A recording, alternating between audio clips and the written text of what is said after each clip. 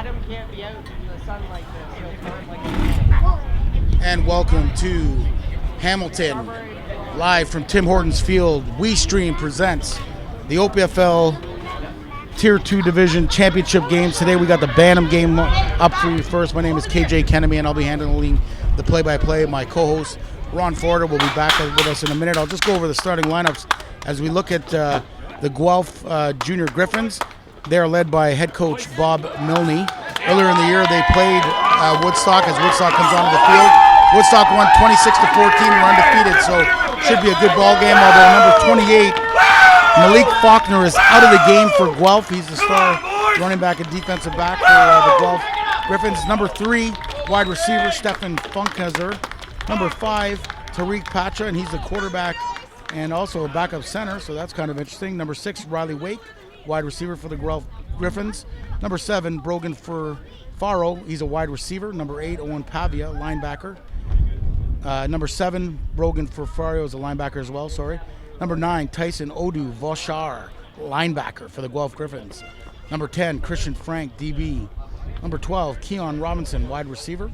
Number 20, Thomas Gayette. He's a place kicker and DB. Number 21, Felix Min Nugent. He's a defensive back. Number 22, Manuel Jean Gaston, is a running back. Number 24, RJ Baker, DB for the Guelph Griffins. Number 28, Malik Faulkner, DN, running back for the Guelph Griffins. Number 30, Benjamin Cottrell, wide receiver linebacker. Number 31, Cameron Snook. Number 32, Brandon Riley, also for the Guelph Griffins. Number 33, Braden Fletcher, offensive line. Number 54, Daniel Sabrua, linebacker. Number 58, McGuire Ronan, defensive lineman. Number 59, Colston Whitveen, offensive guard. Number 60, Jacob Bolton, center. Number 62, Logan Leger, offensive guard. Number 63, offensive line, Chris O'Donnell. Number 65, Seamus Heron. Number 66, Sophia Roncalleri, O-line, D-line. Number 68, Parker Simpson. Number 80, Isaiah Gordon-Hare, D-line.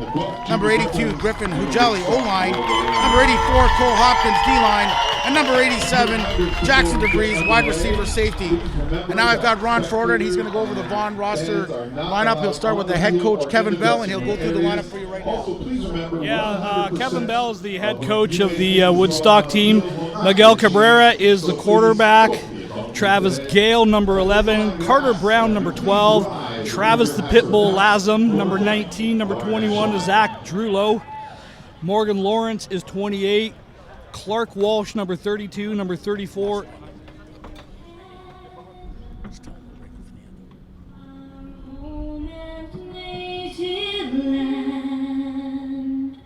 True patriot love in all thy sons command.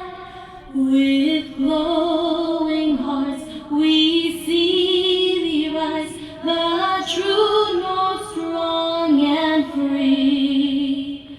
From far and wide, O Canada, we stand on guard for thee. God keep our land glorious and free. O Canada, we stand on guard for thee.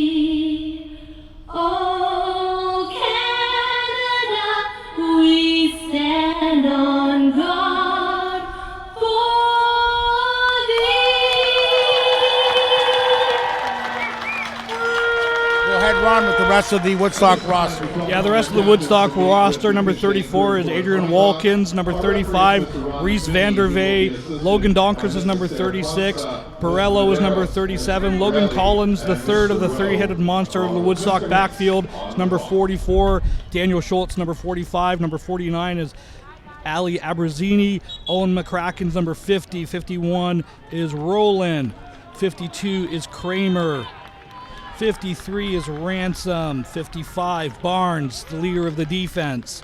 56, Cabrero. Curtis Balls, number 63. McFarland, 65. Wad, number 68. Zaire, number 72. Barlin, number 73. Lindsay, 75. Connor Miller, number 79. Cam White, the leading receiver for the Woodstock Wolverines, number 80. Number 84, Reed. Number 82, Brendan Sundridge. Van Doven, number 93. Number 94. Number 94 is Vermishitz, and number 95, Brad Sudditz. So, Ron, now let's talk a little bit about, obviously we're in the OPFL Premier Division. This is Tier 2 now, and we get to see some great quality football at the AA level. But Woodstock 8-0, Ron, you know a lot of the players led by Chris Cambodia, who runs the Woodstock program there, and playing an upstart Guelph team who last year struggled at AAA and then went down to AA, and they haven't lost since, and they've only lost one game this year to the Woodstock Wolverines. Yeah, and in that game, the final score was 26-14 for the Wolverines.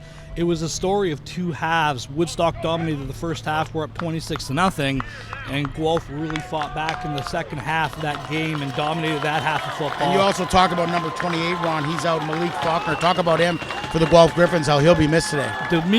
Faulkner was the leading rusher. He was also on defense.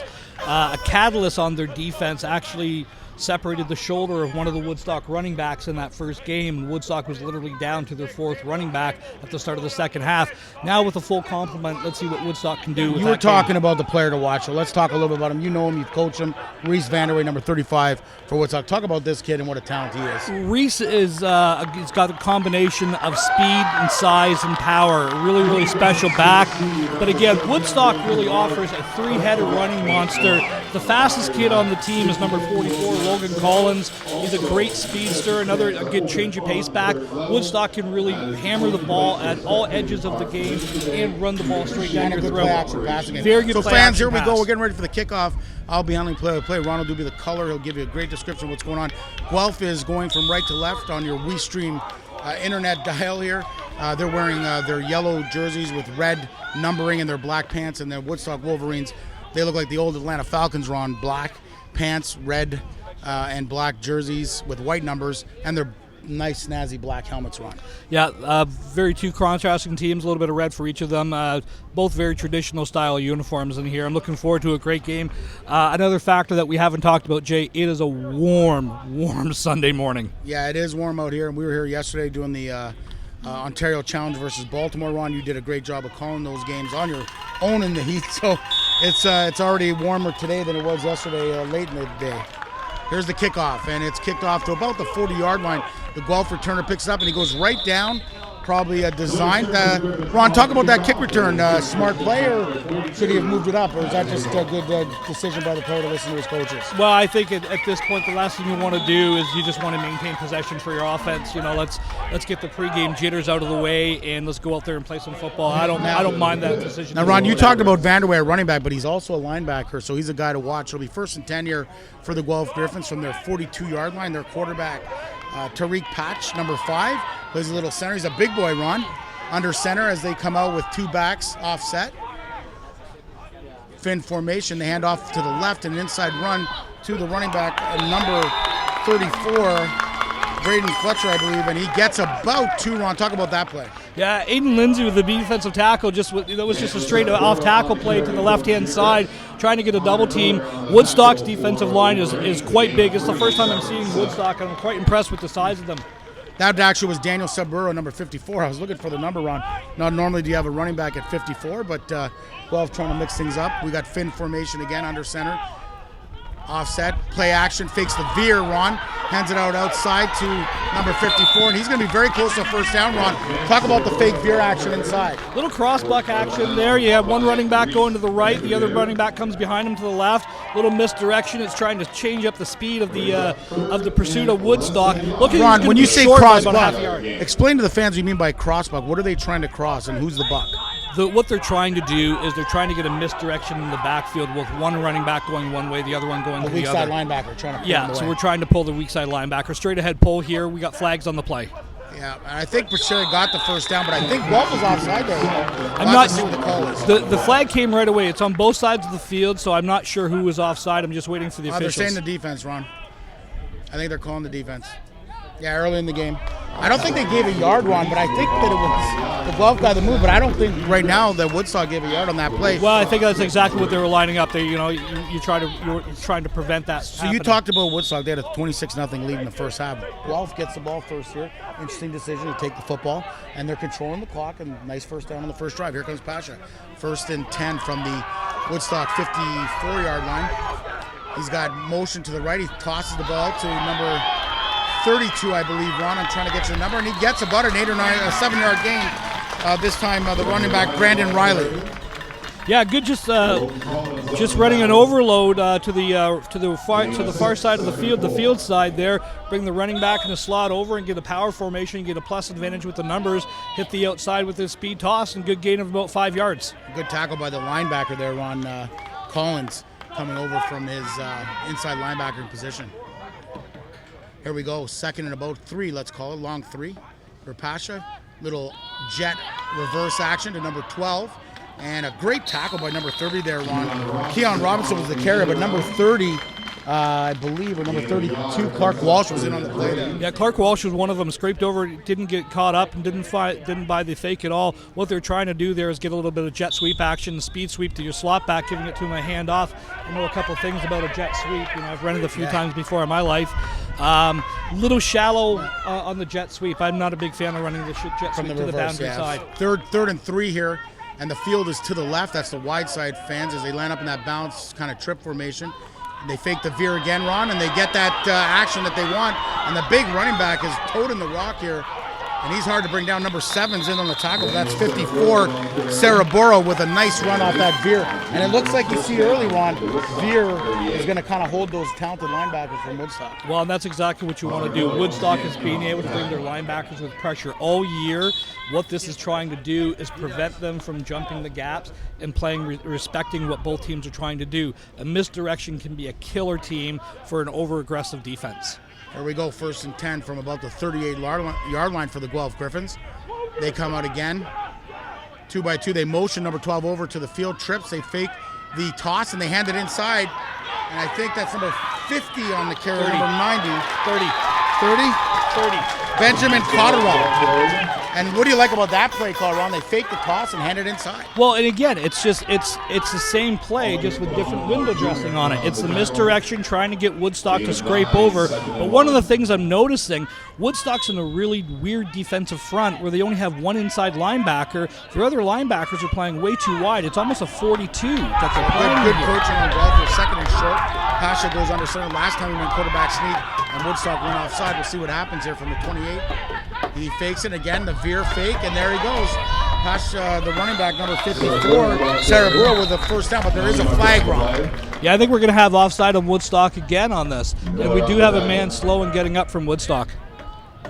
Try to get you a number of fans for the Woodstock injured player. So again, that misdirection run early, and you can see that Guelph has done a really good job on the game plan front. You want to come out your first 20 plays scripted usually, and Guelph kind of sticking to the script. Yeah, what we're seeing here is Woodstock has got they're playing a wide 44, so it almost looks like a 42 base is what they're playing. So they've got 2 safeties up high. They're playing cover 2, and what we're seeing here is with the 2 inside linebackers, the inside linebackers, each of them have a running back, so they're getting crossed up with who's responsible for who. And what they're doing is, because they're in a wide 44. 79 is the injured player, Ron. That's Connor Miller. It's good to see Connor Miller coming back in his That's own a power. big old lineman, Ron, playing Tier 2 football there. Yeah, like this Woodstock team is quite big. They're a big team. They're physical. But again, we see early on in this game, a couple of those big boys got their helmets off with their hands around their knees. It's a warm day. This is going to come into a factor. But the point I was trying to make is they're playing this wide 44 here, so the running lane is actually inside. So you actually have a plus advantage to run the ball inside. So 1st and 10 here for Pasha and the Guelph Griffins from the 24. Again, this time they fake it to the boundary and hand it inside, Ron, to, I think, Cotterell. Brandon Riley, and he's got about 4, so, Ron, just a nice little script here. 5 yards, actually, bring up 2nd and 5. And I don't mind this at all. Jay and I were talking about this on our way up here yesterday. With a lot of the things, as an offensive coach, what we try to do is we want to run our offense. So if I'm having success running the ball to the right-hand side, for example, I'm going to keep running the same play and the same thing until you can prove you can stop it. Right now, Woodstock cannot stop this veer action. 2nd and 5, hands off inside. This time straight ahead the ISO play, Ron.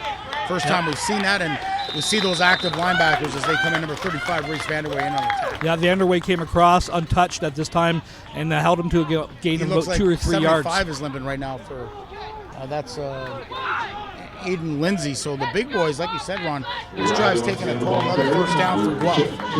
And again, like we're talking about it was enough for a first down, so it was a gain of 6 on that. But the other thing that we're starting to see here is Guelph is dominating time of possession in this time. We're at 6 minutes and 20 seconds left to go. We're almost halfway through the first quarter, and Woodstock hasn't touched the ball yet. Yeah, that powerful offense from Woodstock. Here we go. Pasha's got a 1st and 10 from the 13-yard line. Motion to the field. They hand the ball inside, though, Ron, away from the motion, and they get about 2 or 3. A good job by the Woodstock front 7. Yeah, that time the linebackers didn't get swallowed up by, again, another big offensive line by the Guelph Griffins. Held them to a gain about 3 or 4 yards. But again, 3 or 4 yards on first down, that keeps you in your sticks, that keeps you on your scripts, that keeps you doing what you're doing, and it allows you to keep running your offense the way that you seem fit. And you saw Guelph last year at Bantam, Ron, and they're totally different here. You can see they're very, very well coached this year, and it's great to see them in their 2nd year in the championship game. Yeah, and again, a great job, but also you can tell that these guys are committed to what they're running, and they're running it. Here's Pasha underneath the center, 2nd and 5. Fakes the inside, gives it inside to 54, and he's going to only get about 2 or 3, and this time the linebacker's doing their job, Ron. That's number 54 on the carry, Daniel Sabura, only 3 yards, but it'll be 3rd and 2, and a better job there from the linebacker. Well, that time what they did is I noticed the linebackers did not cross with the running backs. Did they move the 44 inside there a little? No, but the linebackers, instead of playing man on the running backs, they stayed in their gap integrity. So that time he ran right into Reese, and that not time going Reese with that motion. Like exactly. Yeah. 3rd and 2, huge play here early in the ball game. Regional championship action on WeeStream, OPFL. This is the end of the summer season all across Ontario. Pasha hands off the ISO inside, and he's going to be close, Ron. I think he's going to be short. Maybe a half a yard short, but it's going to be close. He's going to be short. He's definitely going to be short by the spot of the far side official. He looks like he's going to be half a yard. A half yard, a good yard by the looks of it. He only got a gain of about 1 up there. So 2 times on short yardage on this drive, and again now, Ron, you're talking 8 minutes on this drive, approaching 8 minutes of ball control. The 4th down plays, Woodstock's been offside twice. Chris Cambodia calls a timeout, and he's going to talk to his defense. But Ron, on both 4th downs, Woodstock went offside and seemed to stop the play. So it'll be interesting to see if they don't go offside here. 4th and short, let's see if they can make a stop here. It's going to be huge. It's only about half a yard. Well, you're not calling a timeout, to say let's go offside and everything else. What we're trying to do is get our defenses to adjust there. The one thing that I'm watching out here from Woodstock is their left defensive end is playing a really, really wide 9 technique. So they're giving up that off tackle. This is something that Guelph has obviously seen on film, and they're exploiting it. They're exploiting it very, very well in this game. And Guelph's done a good job of getting the ball to 3 different runners here early in the game. And even if you count Pasha on the quarterback sneaks, 4 different runners on this first drive. Ron, we're at 4:21, almost 8 minutes on the drive. And if you're going to win championship football, ball security and ball control is going to be huge.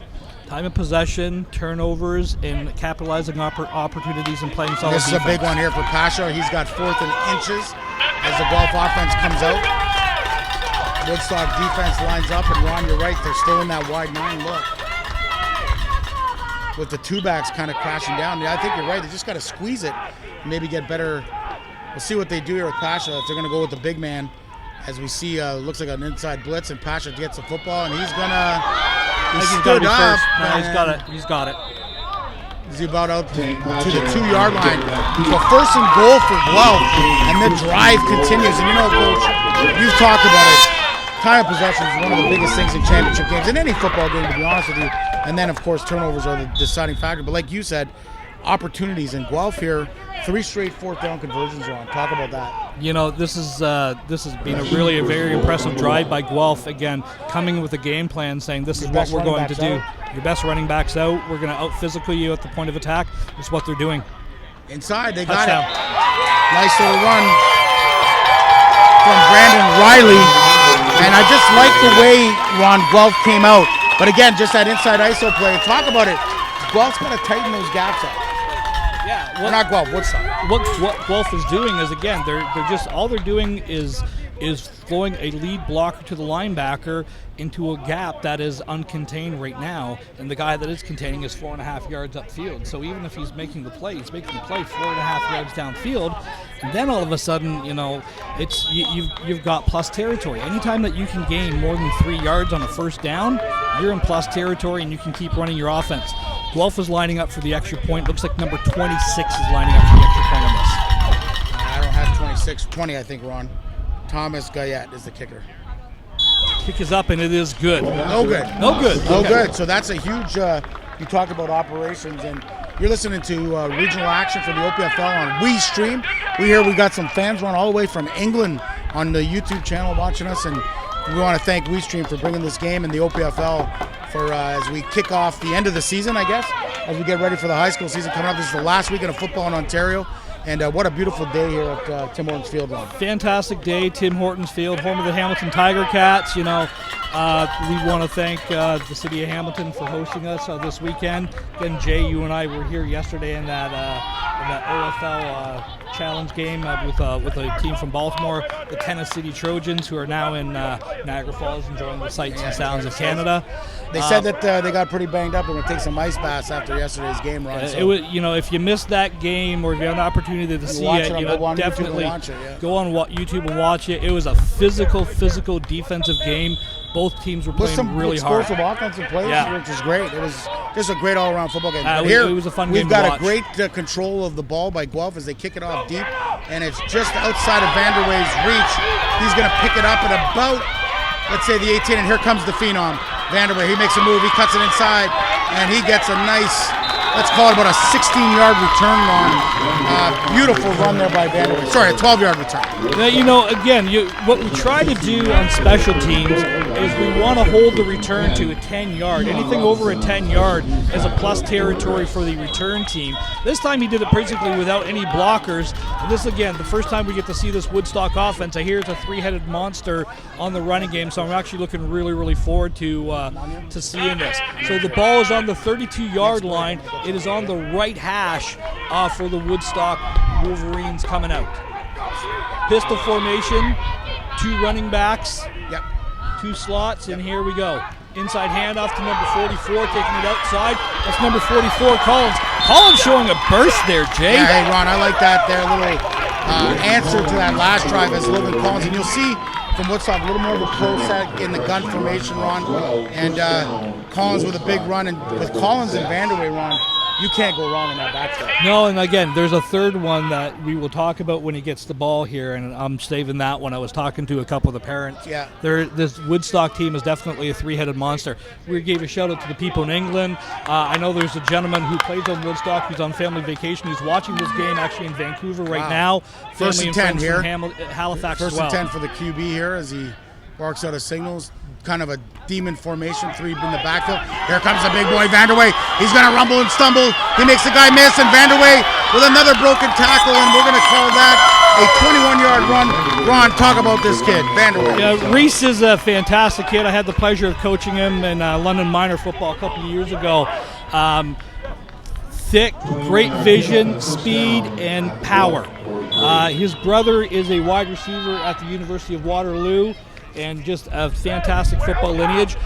Say something here. Guelph is playing that 3-3-6, and that time they lined up almost in the 62 front. So expect very different looks here from Guelph. QB goes under center I formation, kind of a wing formation here for the QB, Camboya. He hands it off inside to 44. Nice little move inside. Makes another move, makes the guy miss, and about an 8-yard gain as the tackle was number 10, Christian Franken on the tackle. Yeah, Logan Collins was the running back on there. You're going to see a little bit of the old USC style of offense. You've got thunder and lightning in there. Yeah, that's what you got. You got 2 talented backs, and this time, nice inside run. The problem is, though, Ron, is that Vanderway could be thunder and lightning the way his body type is, and I really like this kid. What high school is he going to, Ron? He's going to Glendale and Tillsonburg. Oh, good. He's going to be coached by one of the great coaches that coach in our JV team, so he'll do really well there. Second and about call it a long 5 here for Camboya as he lines up in a trip formation to the right and gun, 2 split backs, hands it off to number 44. He cuts it inside. Nice block by Vanderway there, Ron. And what a run by number 44. Let's call it about 14 yards. And a nice run there by number 44. Ron, was that Collins again? Yeah. Yep. Yeah, Call Vanderway's block there, though, Ron. Does a great job of sealing it in there. This just looked like a version of the old Packer sweep, getting your guys pulling out front there. This time, rather than pulling a lineman out there, they pull out the fullback. I want to give a shout out to an unheralded position, number 11 there, Travis Gale, with a fantastic block from the wide receiver downfield, helping spring that as well. Here we go. Camboya comes out. Wing formation again, I under center. Mixing it up here. Play action, hands off a little reverse action, and there's Vanderway with the block. And number 37, Vanderway just missed his block there, but number 37 on a nice run. That's Aldurna Balluno Jr. Ron, and there'll be about a 6-yard gain. Yeah, just a little, almost like a rocket counter motion there, pulling them around. Again, variation of the same play with just different window dressing. It's a power sweep to the outside. So we're going to have the last play, and so far it's been all about the offense's ball control. Very well coached game on here at the beginning of the game. First drive, both teams coming out, sticking to their script, and seems to be working to perfection. Very impressed with both the teams. I'm waiting for the defense to show up here with Trips either to team. the right with a tight formation to receiver. They hand it off inside. They're sorry on the jet sweep to 44. And that's to the boundary run. You don't like it, but that time, when you got Vanderway leading it, I guess you can do it, I guess. You've got three guys out there as wide receivers. You're pulling your fullback out there, and you're giving it to your speed running back. No wonder you're gaining 8 yards. Like it's not a difficult formulation to figure out. So at the end of one quarter here on WeeStream, Ron, we've got a great football game as the Woodstock Wolverines are going to be first and goal inside into the red zone. 6-0 though for the Guelph Griffins. And Ron, what's your first quarter impression so far? Both teams are both very physical at the point of attack, running the ball. Guelph has come in with a definite game plan of how to attack this Woodstock defense. Woodstock is not afraid of that 6-man front that Guelph is continually lining up in, and they're getting to the edges. Well, so far on WeeStream, we had a whole slate of games yesterday, some phenomenal football as Baltimore was in the house playing your Team Ontario teams, and now today we've got regional OPFL championship AA action. And I'll tell you, Ron, you got to give the OPFL credit. I mean, they came in, they talked about the 2 tiers, and when you see 2 quality teams like this in the final, it means a lot for the league and the development, and maybe one day we'll see these teams at AAA. Anytime that you have an opportunity to play in a facility like that, it's a good thing. But this is a great example of a place like Woodstock, and no offense to Woodstock, this is a very, very well coached, this is a very good football team. But if you put this team against an Ottawa, against a Cambridge, against a London, against an Essex, It's not ready. Although physically they might be there, they just don't have the numbers to compete population-based. So 79, Connor Miller's back in the game at the tackle position, Ron. good to see him back in. And then, like you said, great competition. So here we go. First and goal from the 9 for Camboya. He's going to line up in gun split. He's going to have a wing formation, though. First time we've seen this, kind of a tight formation, inside run. And he's got the big boy, Vanderway. Vanderway makes a guy, there's a flag. Vanderway rumbles and stumbles to about the 1. But we'll have to see what the flag is, Ron. I think it's going to be holding.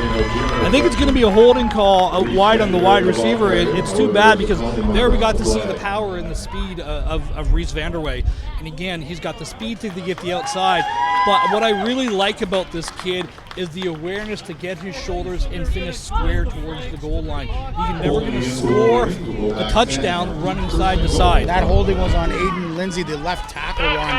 And just talk about, as you're running an outside zone play, what happens to the left tackle? Why do they get that holding penalty? Is it not moving their feet? Are they not getting across the body? What is it? Especially in a wide formation, what we see a lot of times like this, he has to do what we call a J-step or hook the guy across from him.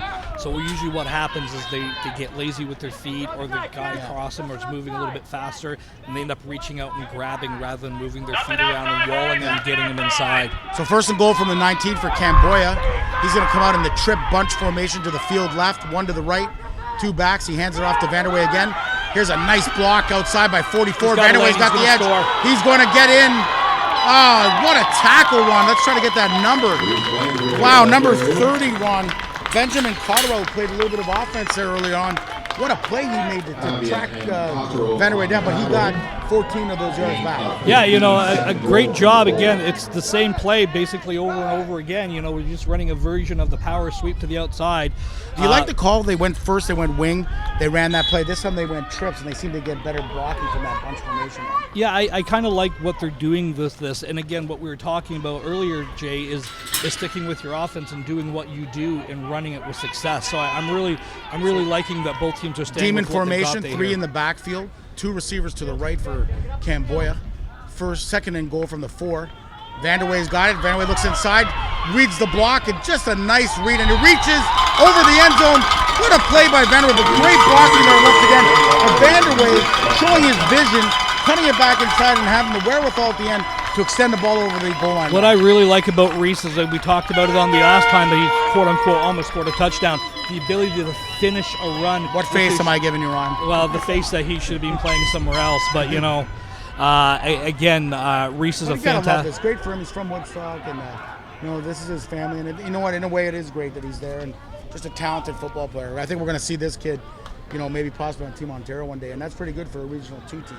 Yeah, and again, Reese is definitely a kid to keep in mind in a Team Ontario under 16 or a Canada Cup down the road. His brother, again, a wide receiver at the University of Waterloo, did play in that team. Great blocking by the Woodstock Wolverines. They go for 2 here. Camboya throws. He's got his man, and it is nearly intercepted. What a nice play. I'm trying to get you the number, fans. I think that's 26 or 24. Can't get you the number, guys, but just a great job, Ron. Talk about how that corner after the play action was able to pick that, knock that ball down. Well, does a good job of tracking and giving out the outside release, but then undercutting the receiver on the route. So does a good job of stepping up underneath it and just playing his position and knowing his technique and finishing his job. That was R.J. Baker, number 24 on the coverage run. Just a great job of knocking that football down. So we have a 6-6 tie, 10:04 to go here, and it's been ball control. 8 minutes and 21 seconds in the first drive, and then this drive here approaching about 5.5 minutes for. Yeah, we're 6 minutes on this drive too. So 10 minutes here to go here in the second quarter. This quarter's been going by fast. Who's the kicker here, Ron? I'm just trying to get the number. I think it's 94 is the kicker. 94, what's his name? Brendan Versmeech is kicking the football here for the Woodstock Wolverines. They're giving an opportunity. If you look at the far right side, Jay, outside the number, yeah. I'd be picking that opportunity up right now. Well, it's going to have to come down to onside kicks eventually, Ron, because both teams are pretty good offenses. Here's the return. Nice high and tight. Makes a guy miss. Makes 2 guys miss. Makes a 3rd guy miss. And number 32. This time, Brandon Wrong on the return. Ron, talk about that return. Again, a little bit of power out there by the Guelph returner out there. Again, having coached special teams, I'm not a real big fan of kicking it back deep for those guys because they're usually back there for a reason, and I'm not a big fan of putting it in there, getting an athletic kid some space and some vision to move around in. So the first drive was 8 minutes, 21 seconds, Ron, 9:51 to go here. If everything holds true, Guelph could technically, what they want to do is ball control and try to, there's a timeout on the Griffins here, Ron. But right now, what's their strategy? If they can control the football and go in the half, leave Woodstock with not much time left in the second half, that'd be pretty good. Well, yeah, that's just simple. What we're doing right now is you're playing simple math. If I'm Guelph, I don't see any reason to do anything other than I was doing on my first drive. I had a lot of success with it. I went 70 yards on my drive. I controlled the clock. I controlled the chains. And I did a great job moving the ball to 3, 4 different ball carriers on there. I coming out with the exact same analogy and the same mindset, and I'm doing the same thing until you can prove you can stop me. Well, let's see if Woodstock does an adjustment on the D-line, and like you said, that wide 9 technique was just killing them on that first drive, and Guelph taking advantage, sticking to the game plan with the quarterback, Tarek Pesha, just basically handing the ball off, and a lot of veer, a lot of play action, toss, and just to see what they do, what type of adjustment here that we get from Woodstock. Here we go, 1st and 10 fans. You listen to WeeStream. Bantam Championship Tier 2 football, trips to the field, motion, he's got that toss action, big number 54 gets it, he's trying to get the edge, and he does. Number 37 tries to make tackle, misses it, and a big run from number 54, Daniel Saburo, rumbling and stumbling for a 17-yard and a first down. Just a simple toss play outside and getting to the average, just getting to the numbers. Again, Woodstock anticipating the crossbuck that time. What they did is they brought down the will linebacker, and he basically ran himself out of the play before the play even developed. He just positioned himself So basically out what wide. you're saying right now, Ron, is the linebackers are confused for the Woodstock Wolverines right now. And I think they've got 30, Vanderway's not on the field. So interesting situation here with some of your guys on the bench after 2 long drives. Fake the veer, hands the ball out. There goes the man who makes guys miss, and he does another good job, and he'll get another first down, or very close to it. That is number 32, Ron. This Brandon Riley kid doesn't look like he can run, and yet he's made 4 or 5 guys miss in the last 2 times he's carried the ball. It's not necessarily his speed that I've been impressed with so far, but this kid has got really good power for a smaller running back. Good moves. But he's got great balance. You know, he's shaken off 2 or 3 kids a number of times there, and just finishing his drive, keeping his feet moving. You talked about opportunities. There's another second and short so far. Guelph went 4 for 4 in the last drive with 2 penalties on the Wolverines, and it's essentially the touchdown. So here we go, the big quarterback, Pasha, under center. Hands the veer off again, and there's Riley again, little face mask, and another big run by Riley in a first down game. That's number 56, Ron, Diego Camboya with the face mask. Yeah, that's unfortunate. He reached up, he was trying to grab there. He was being held a little bit as well. We've got 2 different flags from 2 different officials. I think they're both for the same thing. Well, yeah, because Riley had the first down, then the mask went back pretty violently. Yeah, like the ball's going to be coming all the way down to the 13-yard line now. So huge opportunity here for Guelph. And man, Ron, for a team who was down 26-0 the first time they played, talk about championship games, the difference of a regular season game and a championship game. You get a little more time, you're more seasoned.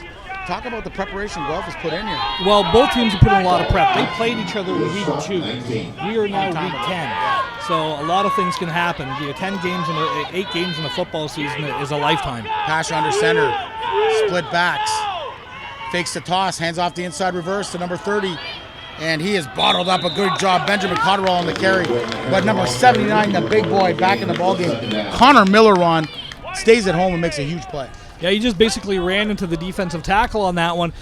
What they're trying to do is they're trying to get Woodstock to flow with that toss look and come back underneath with almost like a rocket counter. Yeah. And he actually ran into his pulling lineman, actually got in there and cut it up. So 2nd and 10, the first time we've seen Guelph in a 2nd and long like this.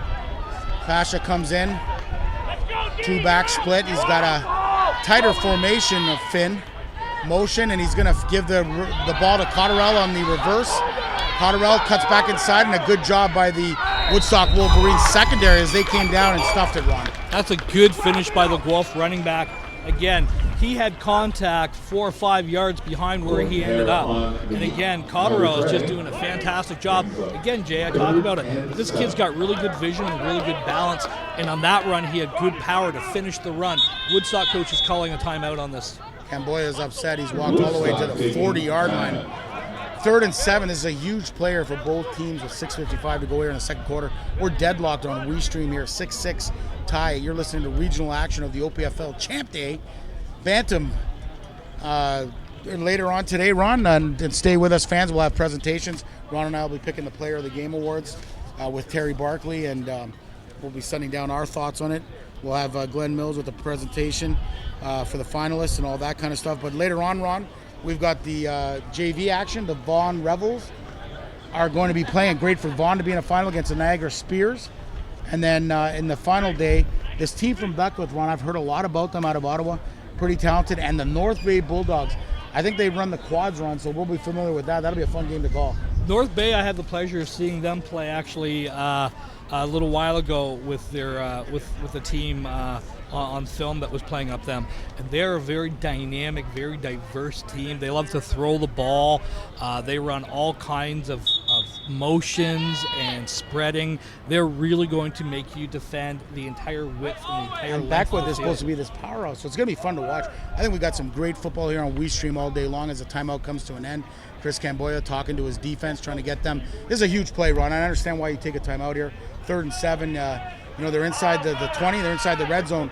So a huge play here coming up for the Wolverines defense. And Pasha has yet to throw in the ball, but we saw them in warm-up run some nice play action around. We'll see what they do here. They were running a screen off of everything that they've been doing today.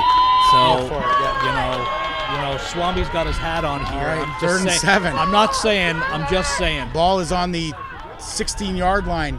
Trips to the field. Pasha looks, he's got a man over the middle. He throws, he's got him wide open in the end zone. What a catch! Wow, ladies and gentlemen, I think that's number 12, Kenyon Robinson. And Ron, what a way to adjust to the football. And Pasha threw a beautiful ball over the top. High and tight, put it in the only spot anyone was going to get it. His receiver was going to catch it or it was going to fall incomplete. It was a nice, safe play. I know we don't get the replays here, but it looked like that Robinson was offside. Well, I don't know about you. In the motion, it was really close. I know they give about a half yard in Canadian football, kind of grace, but he looked like he was about a yard over. But to no avail, Camboya is yelling at the refs right now. And they go for 2, 12 to 6, 6:49 to go here. Guelph has taken the lead on the Pasha to Robinson touchdown. What an acrobatic catch. Here we go. Fake it off. He's got the boot, like you said, Ron. Here it is. And he throws it just over the top of Robinson. Incomplete, Ron. Talk about that play. That was a play you were calling for. Well, actually, that was a variation of the play I was calling for. They actually had a receiver wide open at the back of the end zone. He was locked into his receiver running the out. The guy who was running the stick about at 12 yards down. Number 6 was wide open. Yeah, he was Riley wide Wake. open in the back of the end zone there. If he can get off of his first read, which is really hard for quarterbacks at this age level to do, is get off their first reads, is to get something else going there. Unfortunately, had he done that, you would be another 14-6 game. So with 6:49 to go, that's a huge stop. 12-6 by the Wolverines. And they do have some time here. So although Guelph ran a lot of clock off that first drive, that particular drive only took about 2.5 minutes, Ron, with that face masking penalty, aiding them the yardage. And then, of course, Pasha with a great job of He also had the big runs early by number 30, who was showing great power and balance on there. This Guelph attack has been really impressed me. Again, we played a Guelph team a couple years ago in a controlled scrimmage. It didn't end well, unfortunately. And then they played Durham and lost, and then they moved down to double A. So again, that was last year, and this is this year. But good decision, Ron. You talk about people as you're starting a new league out. You got AAA, AA squads, and I think both of these teams would compete at AAA. Like they'd be competitive, but they'd have a hard time against the Big Five. The top 6 teams. But to see them playing at this level and playing against the right competition, that's how you develop football in Ontario. And a great job by the OPFL moving Guelph down. And here they are in the championship game, up 12-6 with 6:49 to go against the undefeated Wolverines, Ron, who, they've played a good football game. It's just right now it's kind of punch for punch. Well, they played a good football game on offense so far. Neither team is showing anything on defense. And the oldest analogy in the book, Jay, you and I are both offensive coaches, and we'll be the first ones to tell you, offense is going to sell you tickets. Defense is going to win you championships. Someone's got to make a play. That's what you're saying. Here comes the kickoff as the kicker, number 20, Thomas Gayet, lines it up in the middle of the field. Guelph has 2 guys back to return. Of course, number 35, Vanderway, is one of them. They don't kick to him. They kick it short, like you said, Ron, which is smart. And they get on the football. I think that's number... Ron, can you get that number? 82. It's number 32. Clark Walsh. Clark Walsh does a good job of getting on the football. It looked a little scary there for a minute, Ron, as the Wolverines weren't sure who was going to jump on the ball. Well, indecision, nerves are still in there. At this point, you kind of hope that the nerves are... But it's like you said, don't kick it to the best players. Kick it short and give the guys who aren't used to handling it. I think I would have kicked it, over the middle, about another 10 yards and put it in no man's land and had somebody try to make a play. So here comes the quarterback, Chris Camboya. His first drive was a successful one. A 5 minute, 28-second drive to tie this game. 6:20 to go as the clock's running. Camboya comes out, split backs. A little wider of a formation, Ron. Wing. 2 wings, balance, gun, snap to him, looks to his left, he's got a man, he's throwing it deep, he's got his man number 36, wide open, and I don't know what he did there, Ron. He kind of stepped inside. Logan Donker was wide open. He stepped inside, and if he would have just kept going, he was gone. Nice throw there by Camboya, though. Perfect throw by Camboya. He actually can't... I coach wide receivers. I know how hard it is to track a ball and everything else. If he just runs his route on this, I think we're talking about, a 70-yard touchdown pass. Yeah, tie ball game. So 6:10 to go, 2nd and 10 for Camboya as the clock is rolled in. Good arm on the kid. Great throw, yeah. Both quarterbacks showing a lot here, and for regional rep championship day, I'm telling you, it's a high quality of football here. As they come out in that wing formation, a little bit tighter this time, Ron, as the wide receiver 36 comes inside a little. There it is, the reverse to 37, and there's Vanderway leading the blocks. What a block by Vanderway run. 37 with the spin move. He's going to be very close to a first down. Heck of a play. That's Alden Lino Jr. reading the block of Vanderway, and a nice spin move. And he's going to be about a half-yard short, but talk about the block run. Yeah, great block getting in front of him, guys, stealing on the inside, using his power. Again, we're just running a little rocket counter on this. And what I mean by that, it's not a straight line counter. He's actually belling behind and over with a swinging or a rocket motion, as I like to call it. So it's a little rocket counter going on there. Good play design. We're bringing up a 3rd down and a short 1 here. Can you call this one, Ronnie? Yep. So 3rd and 1. And we're in the pistol formation, double wing set here. No, two weapons to the top of the field. Handoff to the right to Vanderlei. Vanderlei's got a little bit of running room. He's at the 35, down to the 40, down to the 35. Breaks midfield and goes all the way down inside the 35, down to about the 34-yard line. Gain of about 20, just on the sweep, simple power sweep to the right side by Reese Vanderway. So Vanderway having his way, another big run for him. And Ron, they're at the 35-yard line, 4:38 to go. And you can just feel great atmosphere, a lot of fans out here today, and a great showing here for OPFL Champ Day at Tim Hortons Field in the Hammer, Hamilton, Ontario, on WeeStream. All across the world, you get to watch this Bantam Championship football game. Here we go. Camboya hands it off inside. Vanderway makes the move. Is that number 44? It's 44. It's 44. He makes a guy miss. And that's what I mean. Both of these backs are thunder and lightning, Ron. They can beat you with their speed, and they can beat you with their physicality, and a good run there, about 5-yard gain. Yeah, from number 44. Logan Collins is a quote-unquote the speed guy on this team, but there he's showing good power and good balance. I thought he had a 4-yard gain, and he broke it for 8. Yeah, again, we talk about yards after contact. It's a stat that people who run like that metric style of football love to see. But there is a great example of keeping your feet moving, keeping your feet going, low center of gravity and balance, and driving forward. A good power. High formation here, Ron, for Camboya. Wing. Oh, they get a bobbled snap, but Collins hangs on to it. But I don't know what happened there, Ron. Looked like a little bit of miscommunication as both backs were running the same side. Well, I think what they were trying to do is they were trying to run like a power on that, and I think the ball was supposed to go to the eye back, which is Vanderway, and Collins took it out of his hands. I think they bumped into each other. Lucky, no mistake. You talked about it. Turnovers will be huge in a possession game, championship game like this. So here's a big play, Ron. 3rd and a long 2, maybe 3rd and 3, short 3. Short. I'd say we got 3 yards to go here. Very important here that 2 down. They're going to use both downs, obviously, but they need to get this first down here. Camboya comes out, gun split, wing, tight formation. Hands it off inside to Vanderway. Vanderway's caught in the backfield, but he breaks a tackle, and he's going to lose a yard or 2, and it's going to bring up, Ron, 4th and 5. A huge play right now. What a play by the Guelph defense, led by number 84 that time, Cole Hopkins from the D-line position.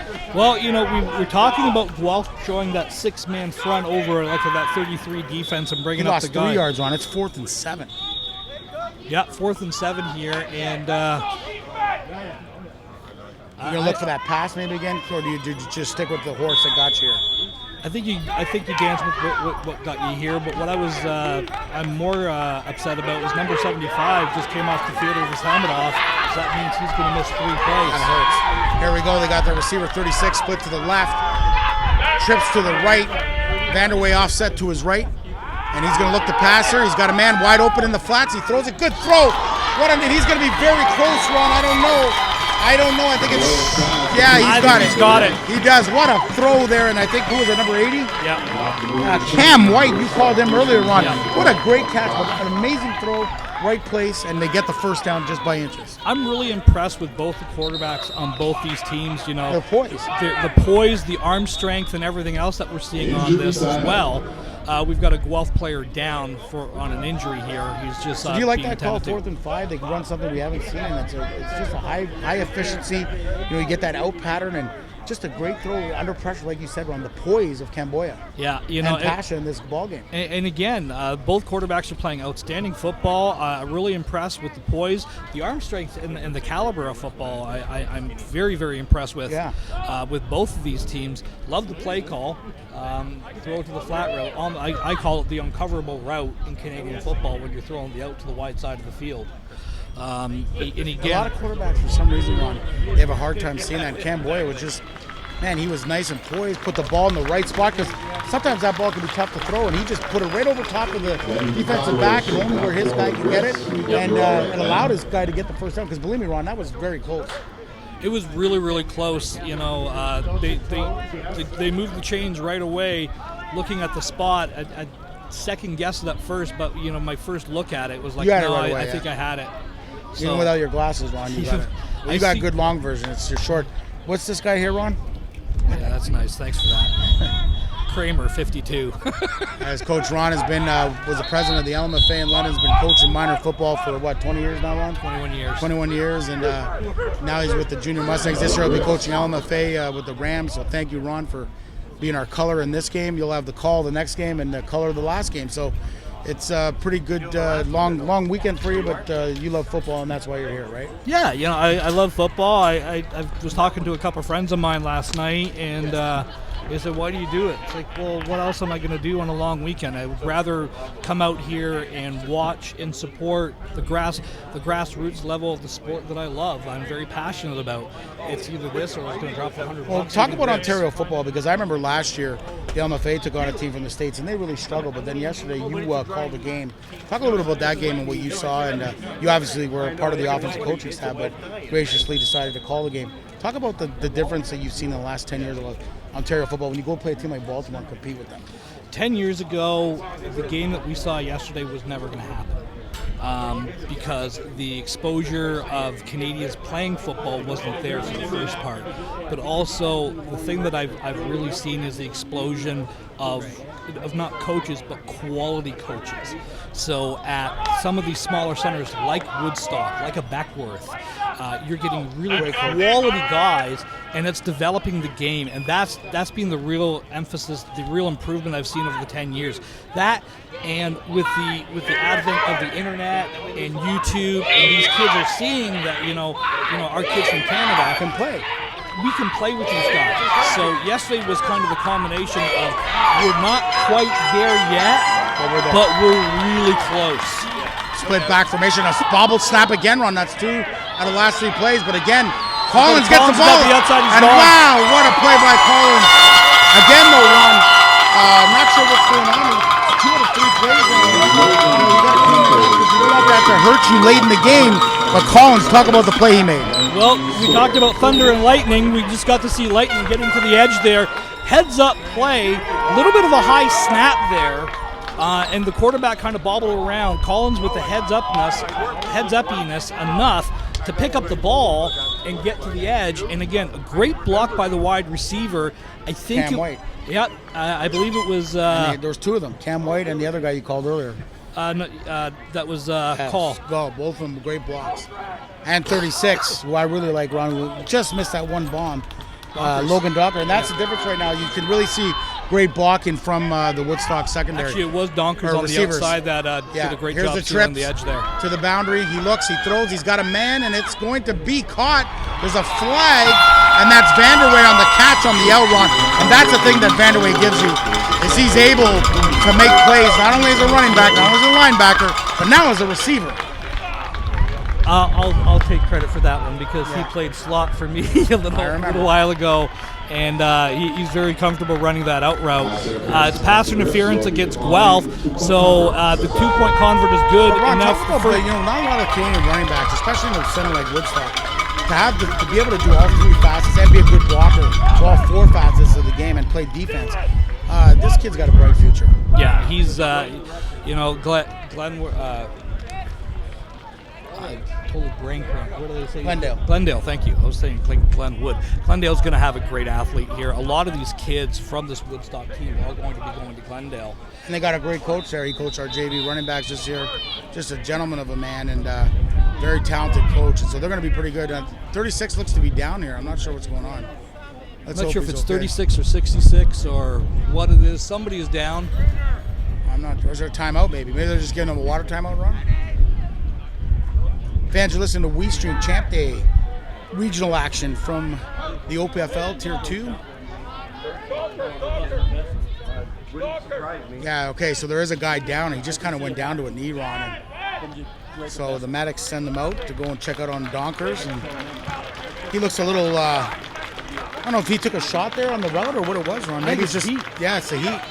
The way he's walking and everything else, he took his helmet off and kind of dropped right away. Ron, I had a scare last year in the Alma Fay on a much hotter day than this. Yeah. And, we were shaking hands at the end, and I'll never forget this. One of our kids, Foreman, he went down like a ton of bricks, and I thought, my God, what? You know, and I remember late in the game, and I had a talk with my players, and I said, if you guys see one of your teammates struggling, you got to let us know. Because he wasn't going to let us know because he wanted to finish the game. He was a tough kid. And just a great lesson learned that day. Here's the kickoff, 94, nice and high.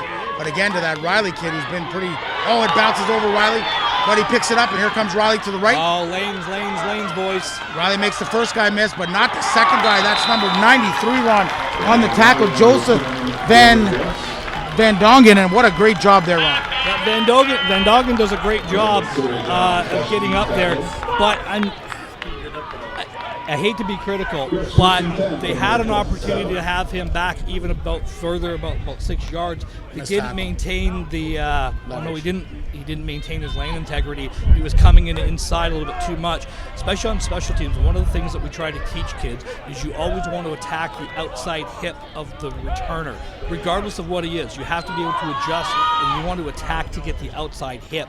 You know where your help is coming from, but you've got to attack the hip. That time he attacked the inside hip, got to the edge, got another 5 yards. Riley once again making a guy miss. Still, good field position, So 14-12 here, Ron, with Woodstock with the extra point, with the lead on the Vanderway 2-point conversion from Ken Boy. 1:56 to go.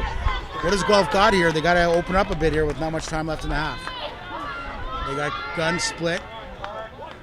Motion trips to the field. Something's different. Pasha gets the football, looks, he's got a man, throws a little screen route, and Riley gets tripped up by his own guy, Ron. The left tackle tripped Riley up in the backfield because he had tons of blockers ahead of him and a lot of green grass. There's that screen pass that I thought they were going to go with last time. They just slipped the running back behind the guard and the tackle, set him down there, and actually that time, he got the ball. Number 55, Dustin Barnes there, Ron, knocked the tackle down, and that's what saved that play. So it's loss of 2 yards. It's going to bring up a second down and 12.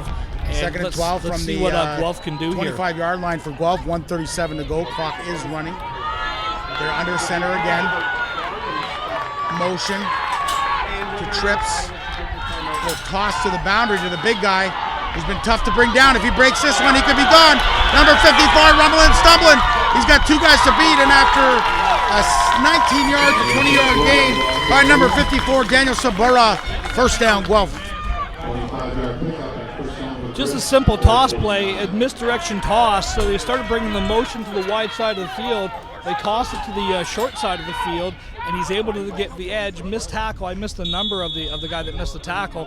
Had him in the backfield for about a 3-yard loss. And what I like there, Ron, is like you said, this time they went motion to the field, and they ran toss to the boundary. So a good job of misdirection all day from Guelph. Yeah. 1:08 to go, and Pasha trying to move his team in to get some points here to take the lead at the end of the half. Again, under center, motion. He's got that reverse action to the running back. And this guy's got some speed. As he gets to the edge, he makes a guy miss, and that's number 30, Cotterell. You like him, Ron. Talk about that run. First down. Power, speed, and balance. I really like this kid so far. For me, he's been the difference maker in Guelph. Again, just a simple misdirection. I will say an adjustment Woodstock has done is... Well, here comes Vanderway into the game. They've had him out the last two defensive series. Well, again, a lot of these kids are going both ways. It is a warm day. You cannot expect somebody to go both ways the entire game here. Vanderway goes to his Mike formation, Ron, and we got a big situation. 1st and 10 for the Guelph Griffins. So he's got a split under center. Motion to the left. Looks like it's going to be that toss. They fake it. They go inside. And this is the guy you like. Get it, Ron. It's Cotterill. Cotterill's got a beat. He makes one guy miss. And a nice tackle, a touchdown-saving tackle, Ron, by number 49, Ali Abuzini, saving that. But a big 18-yard run by Cotterill with 26 seconds to go here in the half. This is what I talked about earlier. I like the vision of this kid, and I like the balance. The hole was inside. They saw all the motion. I don't know why Guelph's not taking a timeout, Ron. Are they out of timeouts? No, they still have Clock's one running. left. This is the last play. They are out of timeouts. Yes, both teams are out of timeouts. Gotta hurry up. They may have time for 2 plays, but Pasha's taking his time. 11 seconds. Clock's running down. Trips to the field. He looks. He's got a man. Throws it up high. He's got Cotterill in the corner. He's got him. What a throw by Pasha! Touchdown with no time to go. Pasha with a beautiful throw run on the corner route. Cotterill beat his man. Wow. I really like this kid. You know, for me, he's been the difference maker in this game for Guelph. What a first half, Ron. I mean, end-to-end action. I know we're calling for defense, but geez, Ron, it's nice to see these guys move the football, both teams up and down the field. You know, we were involved in a very defensive heavy game yesterday. Final score 8-6. You know, on basically it came down to 3 long plays on both teams. But what a difference in a game. This has been a wide open, free-flowing, Canadian style. Great, you know. Great. This has been a fantastic game to watch and call. And I'll say it over and over again. I am so very much impressed with the quality of the play of both these teams. Beautiful. And that's why they're in the championship, Ron. And great football. You know, Woodstock will get the opening kickoff of the second half, and they'll get the extra possession. So right now, I think it's going to come down to who's got the ball last, Ron. Well, I think it's going to come down to who can convert these to conversions here. Well, so far, Woodstock's the only one to do it. Pasha comes out, no time left on the clock, and we're just about near halftime here on WeeStream, fans, and we thank you for tuning in all over the world, really. We got people from England and people from the States, and just glad that we can bring you this OPFL regional champ day action. Bantam, Guelph takes a delay a game after a timeout, Ron. I'm not sure we were after an injury timeout. So he's going to move it back 5 yards, so it'll be 2-point attempt from the 10, Ron. 18-14, if you missed it, the last play, Pasha looked back and hit his Cotterill in the deep corner on a great throw and a great adjustment by Cotterill on the football, and just so many guys to call. I mean, if they want to call an MVP, this is going to be a tough one, Ron. Motion, looks to the boundary. He's got his man, throws the bubble, and a great job there by number 53, I think, Ron. That's Dradian Ransom with a great play. As he number 93 again, Ron. That's 93. Joshua Van Dogen, who knocked the ball down. So at the half, folks, we'll be seeing in about 10 minutes. It's the Guelph Griffins 18, the Woodstock Wolverines 14. You're listening to OPFL Regional Champ Day Action Bantam Division on WeeStream. See you in 10.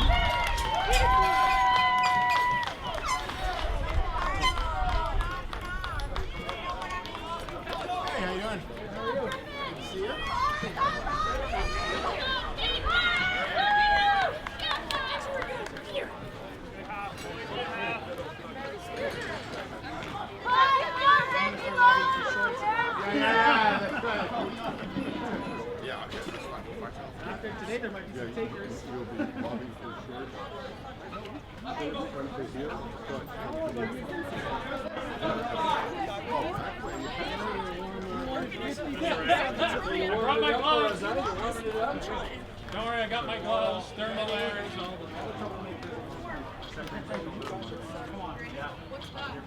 Everyone's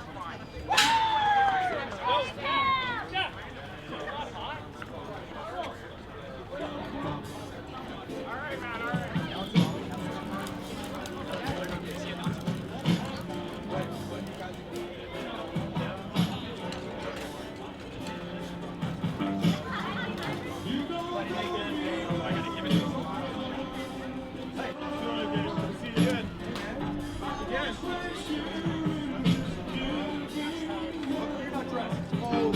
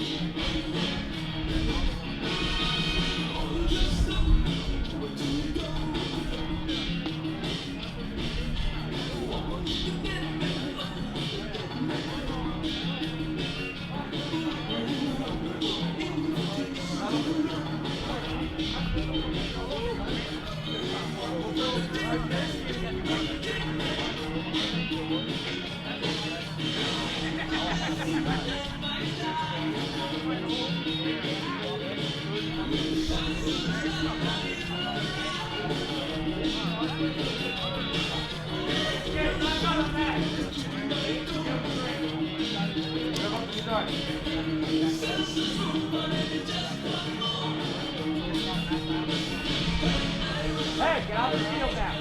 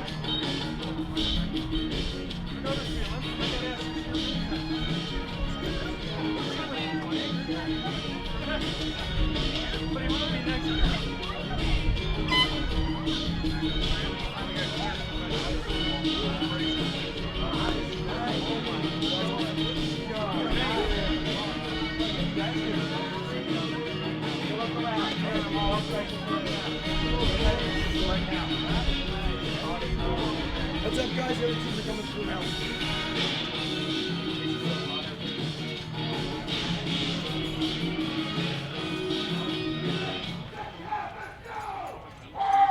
Dan, get out of the way. Dan, get out of the way.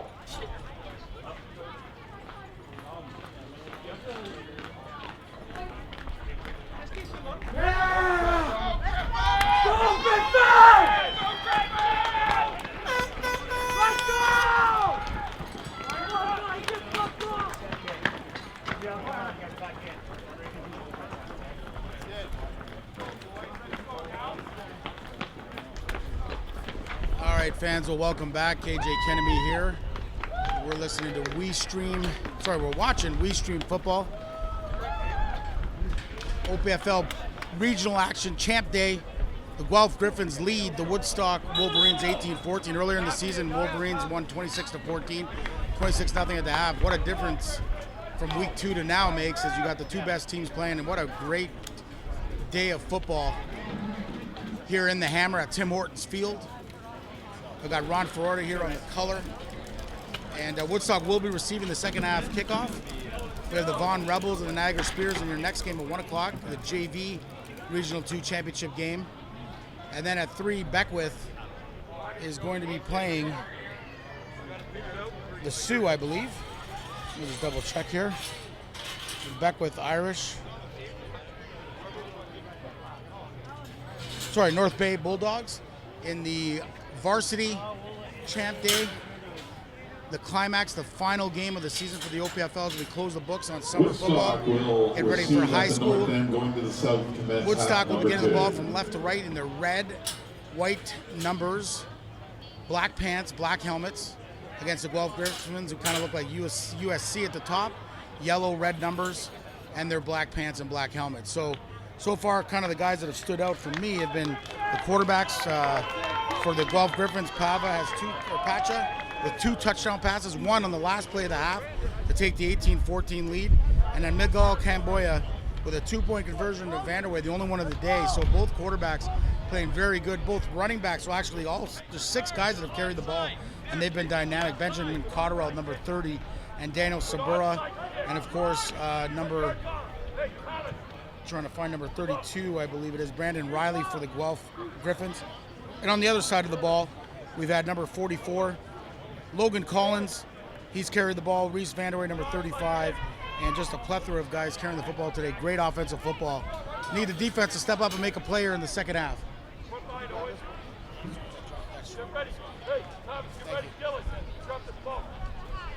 So it is really hot on field level as we have WeeStream. We've got sideline interaction with the film. Just an unbelievable day here in Hamilton. But it is hot, and the kids have taken its toll as kids haven't been able to go both ways as much. And then maybe that's what's hurt some of the defense. A little short kick. Great grab and offside here, but here's the big boy. He's got some room, and he might get the edge. That's number 72 for the Woodstock Wolverines. Jack's there, but there is a flag on the play for the opening kickoff here, and I think it's offside on Guelph. It's going to give Woodstock great field position.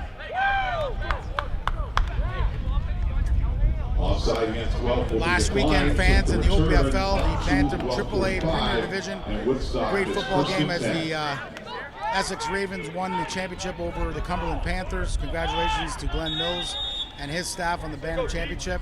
And then in JV, the Hamilton Junior Ticats, what a job they put on in the playoffs. Playing 2 great offenses, one the week before. A lot of injuries, but still held the Junior Mustangs, who were the division champs, to 1 point, and then only 5 in the final as they won the JV championship, and then the Junior Mustangs back-to-back OPFL championships. Here we go. Handoffs to number 44, Collins. He's got some room. He makes a guy miss, but it's actually number 54 in the tackle. And his counter pass makes the tackle. Collins trying to get outside, but 54 on the tackle run. Daniel Sabera, and a short kick, and Woodstock picked it up, Ron, to give themselves great field position here with 11-12 to go here in the third quarter. 2nd and 7 here, Ron. Yeah, just a little toss play outside. You know, Woodstock's going with what got them to the dance here, was being that outside run, trying to get outside that pressure of that 60 front that Guelph is playing consistency. That time they did a good job of getting outside and keeping him from turning the edge. Collins has really shown me good speed. And again, just to talk about something we reiterated, it is a hot day here today. And Boya fakes the ball inside, but Vanderway actually takes it. And there's a nice block run. He's gone. Vanderway's got some room. Makes a guy miss, cuts inside, and gets about 16 yards and a first down, and looked like another mumble jumble. And you know, Ron, the last 4 out of 6 plays for Woodstock have been weird. Well, it's just the timing seems to be a little bit off. We've got a flag on the play. I saw the call. It's going against Woodstock. I missed what the indication of the flag was, though. But you know what, Ron? That was a good block. I know we don't have the replay, but Ron, that was a good block. To be honest with you, I didn't see it. It was one of those comeback ones, and he just got his body. But he didn't launch or nothing. No, but here's what the referees are calling on that. Unless you extend your hands first, you can't shoulder or arm it. The hands have to be extended. He just picked him, Ron. There's no. I mean, Well, I understand what you're saying. that's what you the can't rule- light a guy up, but he didn't light him up. He didn't light him up, but unless the And hands then make the first down contact should have been first. yards gained, Ron. Instead, now the second and about 16. Well, they're saying for that Woodstock. the block happened before yards gained. So Here we go. Inside handoff outside handoff to Collins. Breaks a tackle, breaks another one, and Collins will get the penalty yardage back. It'll bring up a 3rd and 8 here, Ron, for the Woodstock Wolverines and their quarterback, Michael Camboya, who's looked pretty poised today. yeah, Camboya is actually, again, I talked in the first half. I was really impressed with both the quarterback play at this level here.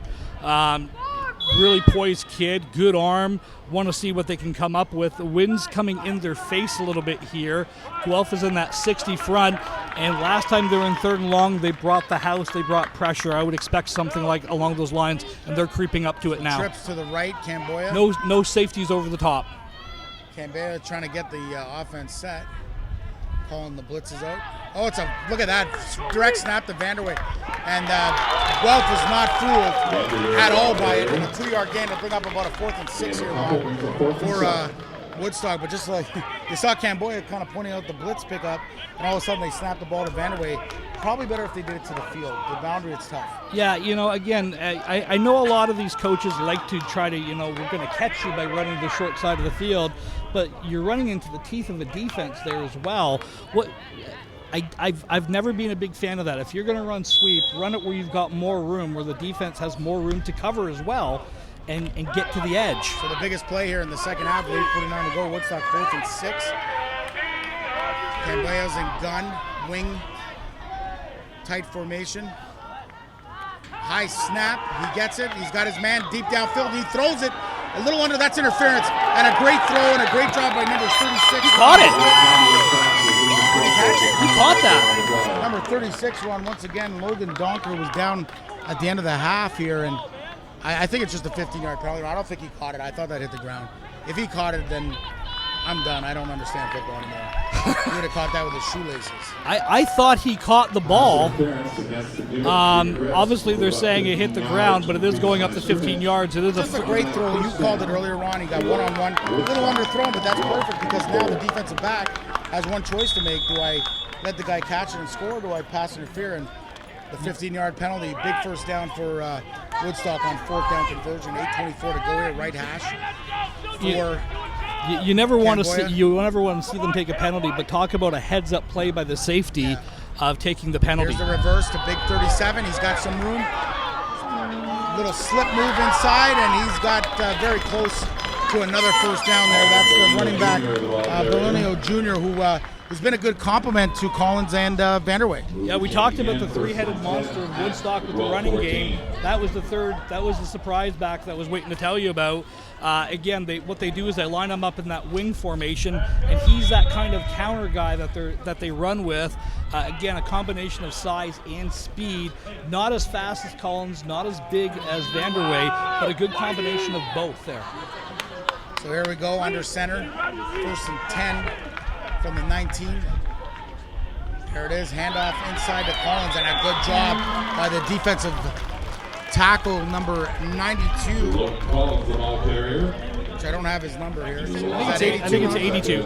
That's Griffin Hughley from his defensive tackle position, blowing up from the weak side, kind of coming in and blowing up that play in the backfield run. Yeah, just Guelph is playing in that gap 6 defense, that 6-man front. This time he was the unassigned guy. He shot right through and they guessed the right gap and hit him in the backfield for a loss of 3 yards. Good defense by Guelph on that. Under 7 minutes to go as the clock is counting. A nice drive here from Woodstock. They're eating the clock up here. 3 in the backfield, 2 to the right, tight formation, high snap. Camboya gets it, and I don't know what Vanderway was trying to do.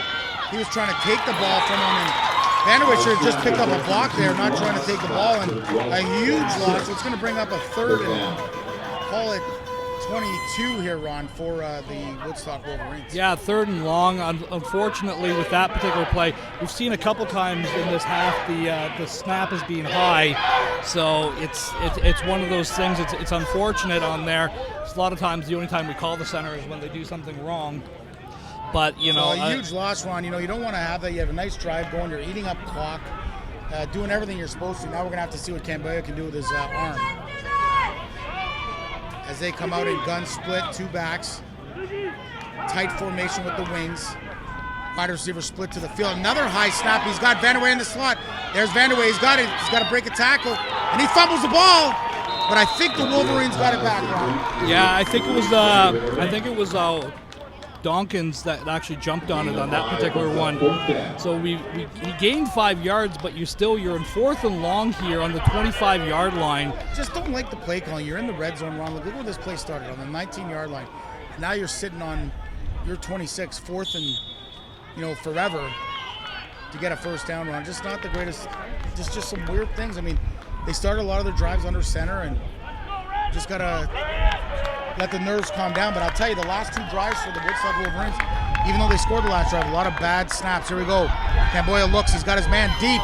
Throws it once again. Donkers turns. And good coverage this time. And just an incomplete pass by number 21 was on the coverage. That's Thomas Guyette. And fans, I've got here with me Terry Barkley, our secretary, the man behind the scenes who does 4 different jobs. Terry, what do you think?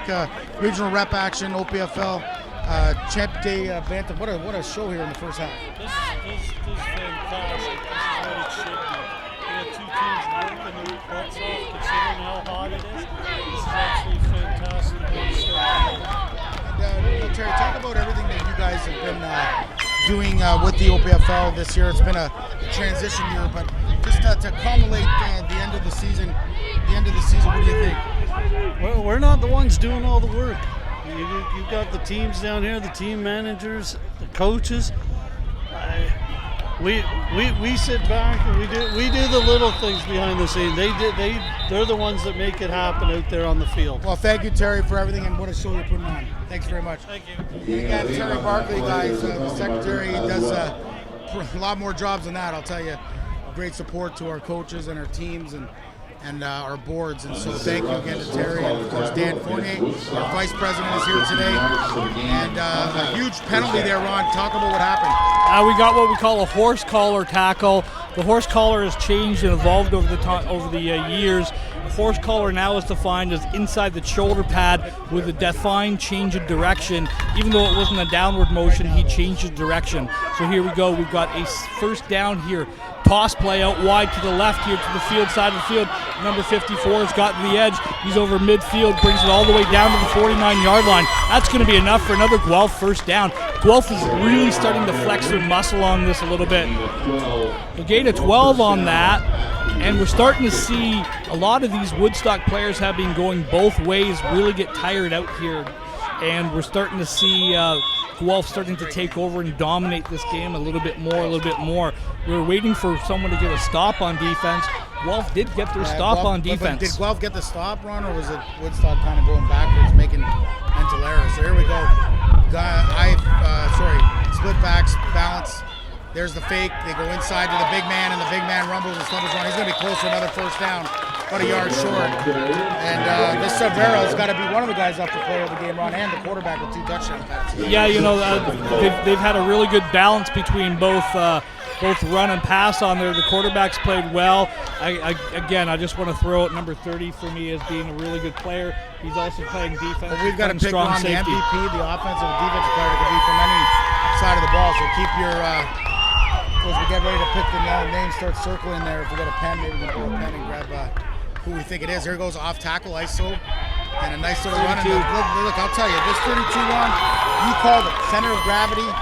He just got 7 yards on a big first down, and I'll tell you, Woodstock is tired. Yeah, we're really seeing the heat starting to add up, and the physical play of Guelph adding up against a line that's really going both ways here.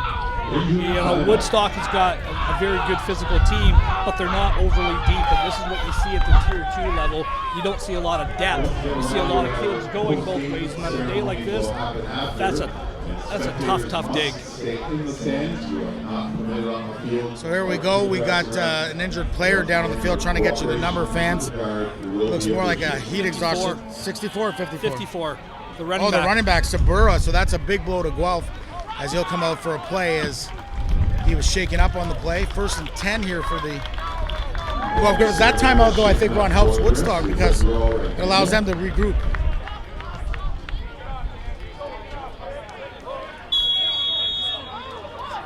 Not sure what the Woodstock defensive coordinator is calling there, but he's pretty intense. Oh, they're definitely calling something. They seem to have switched to a 5-man front now. Yeah, trying to take away that running lane. So fans, 18-14, 2:56 to go here. Guelph is in the lead and has the football.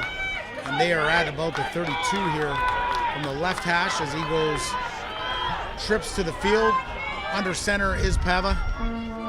Hands off the ISO, and inside goes Riley for about 3 or 4. Ho-hum all day long. Mr. Automatic, 3 or 4. Yeah, 3 or 4 yards. It's the same thing over and over that again. time, actually. But 2 yards, but now we're starting to see, you know, they're putting it all on the offensive and defensive lines for both teams now. Woodstock is literally playing with 1 linebacker, 2 safeties high, and 2 corners. Vanderway's not in the game, Ron. Well, they got to keep him for offense. They got to keep him for offense, but the other thing, as I'm bringing one of these safeties downhill, because I got to think that they're going to try to run the ball. That's a great play by Collins, number 44. Logan Collins for the Woodstock Wolverines. Set him up on the His 2-back position, Ron. Yeah. He just, because I was looking at it, and I thought Guelph had numbers, and I thought that guy was going to go for a big run, but heck of a job. And again, you see Saburo out of the game, and it kind of stymieing the Guelph offensive here. So now we've seen great offense in the first half, and now here's the Wolverines' opportunity on 3rd and long to get off the field. Well, and then if you're trying to, in the game that you're trying to hold serve and everything, you've got the extra possession if you're Wolverines in this half. You've got to get the stop now, or you're going to go down a score plus. Trips to the field. Pava gets the ball, takes a look, throws downfield. He's got a guy in the corner, wide open, and a catch by your man, Ron Potterell, and his 3rd touchdown pass of the game. This Patrick kid is really playing good football. Great throw, great composure by the quarterback. That was a 35-yard throw down into the end zone with a wind in his back from the right hash. Again, he's got to be the leader right now, Ron. Yeah, this kid's played fantastic. Great command of the offense and everything else. There's starting running backs out, come out 3rd and long, 3rd and 11, and you hit that route. That's the 2nd time they've hit that kid on that same route. At the end of the half, it should have been more of a prevent defense, but that time just the corner got turned inside out, and you called it. I don't know. I mean, we got to pick offensive, defense, and MVP, so we're going to have our work cut out here because there's been some great play by players on both sides. Trips to the extra point, gun, offside, throws a little swing pass, got his guy, and there's Mr. Automatic, number 32, Brandon Riley, Ron, but there is a flag on the play. I think you're going to have offside. Yeah, it's offside Woodstock. This is going to be declined. The extra point's going to be good. So that now 2 points is huge. It's a 10-point game. You're now in 2-score territory with receiving the ball. 12 point, Ron, 12 point. Yeah, 12-point, my apologies. 2 touchdowns ties it. So your conversions are huge. And you called it early, Ron. The conversions would be the difference. What does Woodstock got to do? Around 1:19 to go. There's lots of football left. They have the extra possession. So they're going to get the ball. So they got an opportunity to come back here. They need a stop, obviously. But they got to get that offense rolling and just keep doing what they've been doing that brought them here. Yeah, you still got to do what got with what brought you to the dance, basically, is what we're trying to do here.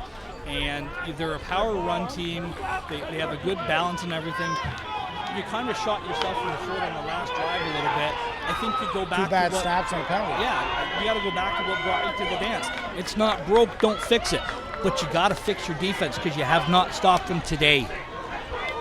Well, obviously Guelph doing a good job of prepping. Woodstock not even being able to get enough guys on the field here, Ron. With the heat, you can just tell they're tired.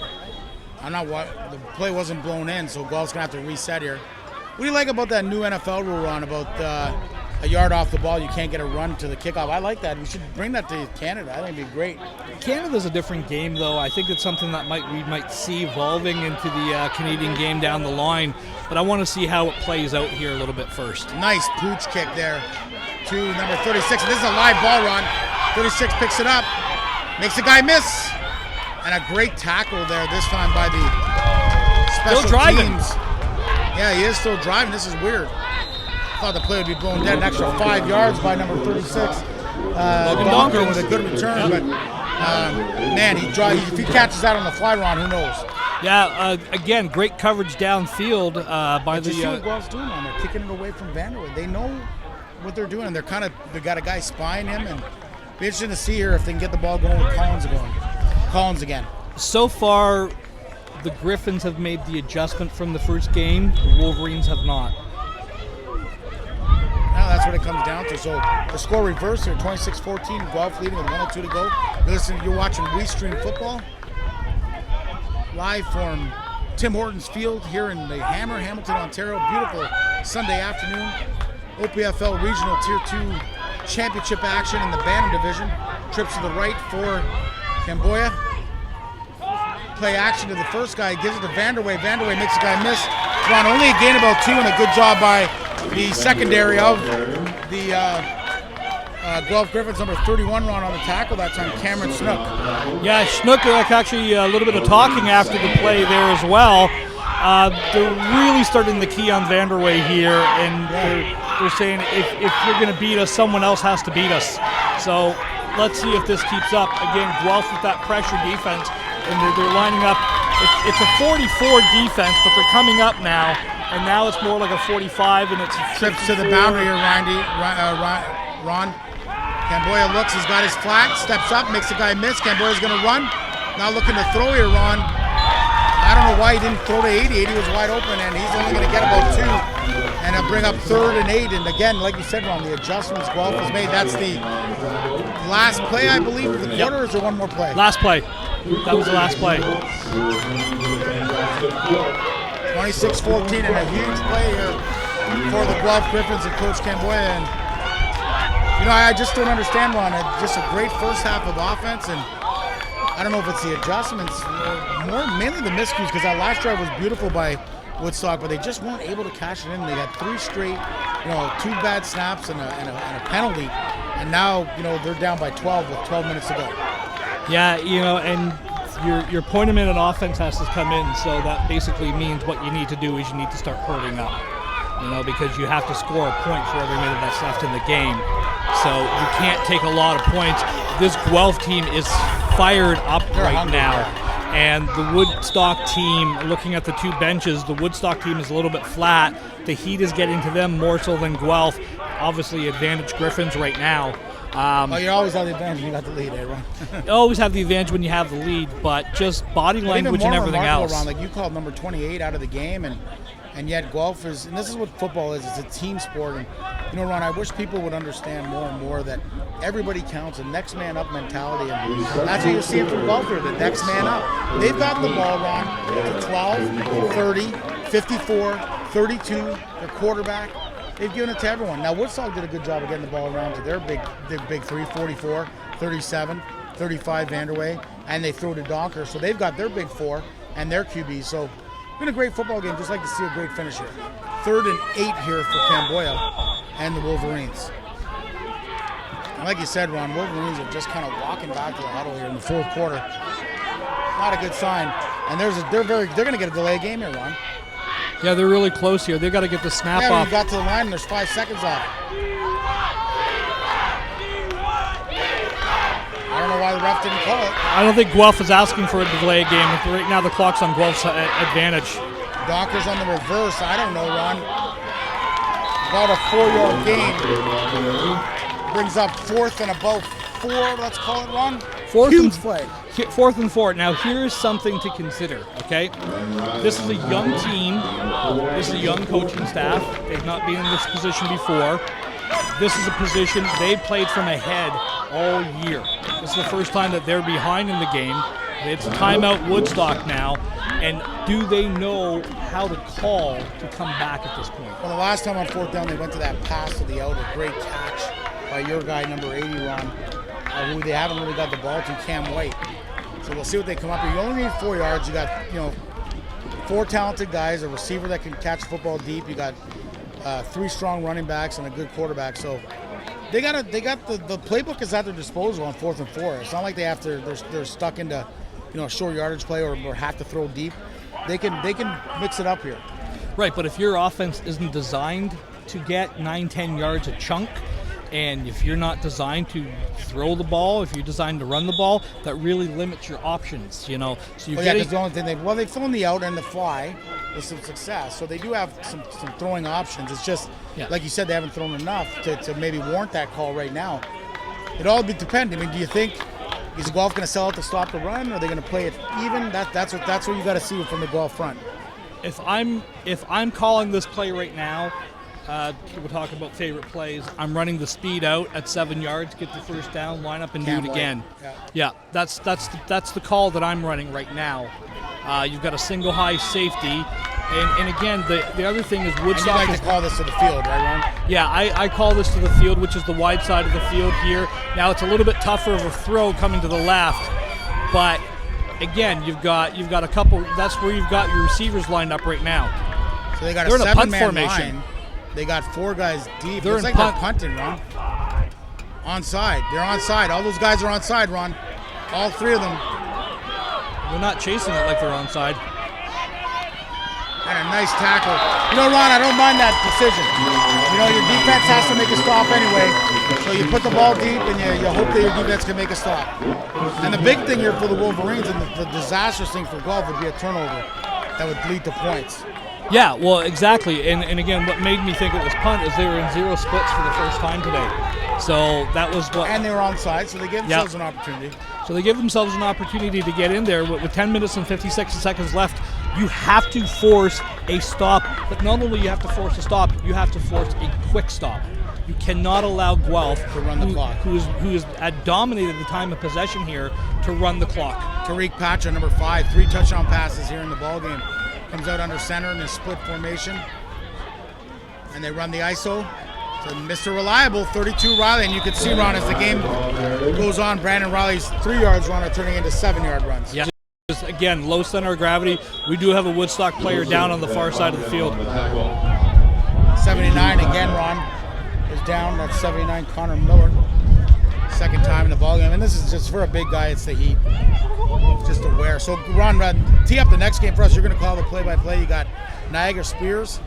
They're going to be playing the Vaughan Rebels. Great for Vaughan to be in a championship game, Ron. And talk about the Vaughan program. You've been down there. You've got to play them twice this year, and kind of your experience with the Vaughan Rebels. Vaughan Rebels, very well-coached team, good athletes, big physical team.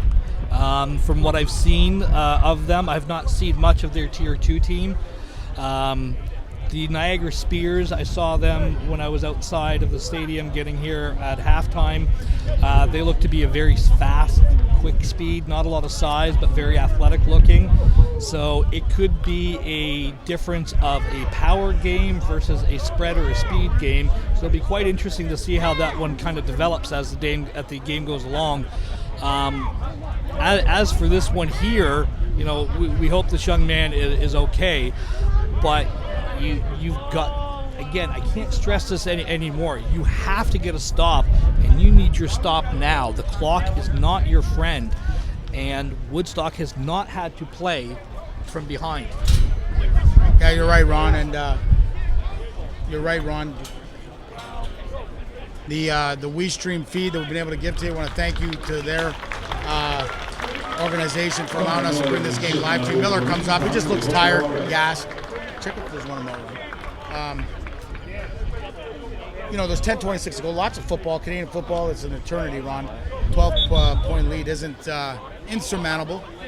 But like you said, they got to get a stop here for the Wolverines. We're at a great opportunity for the Wolverines, Ron, to be in a championship football game at this caliber. It's not like they have a huge area to draw from, and the fact that they're here is pretty special. Here we go, Para, underneath center, 2nd and 2. There's the toss. And a good job by the defense as they get a good push.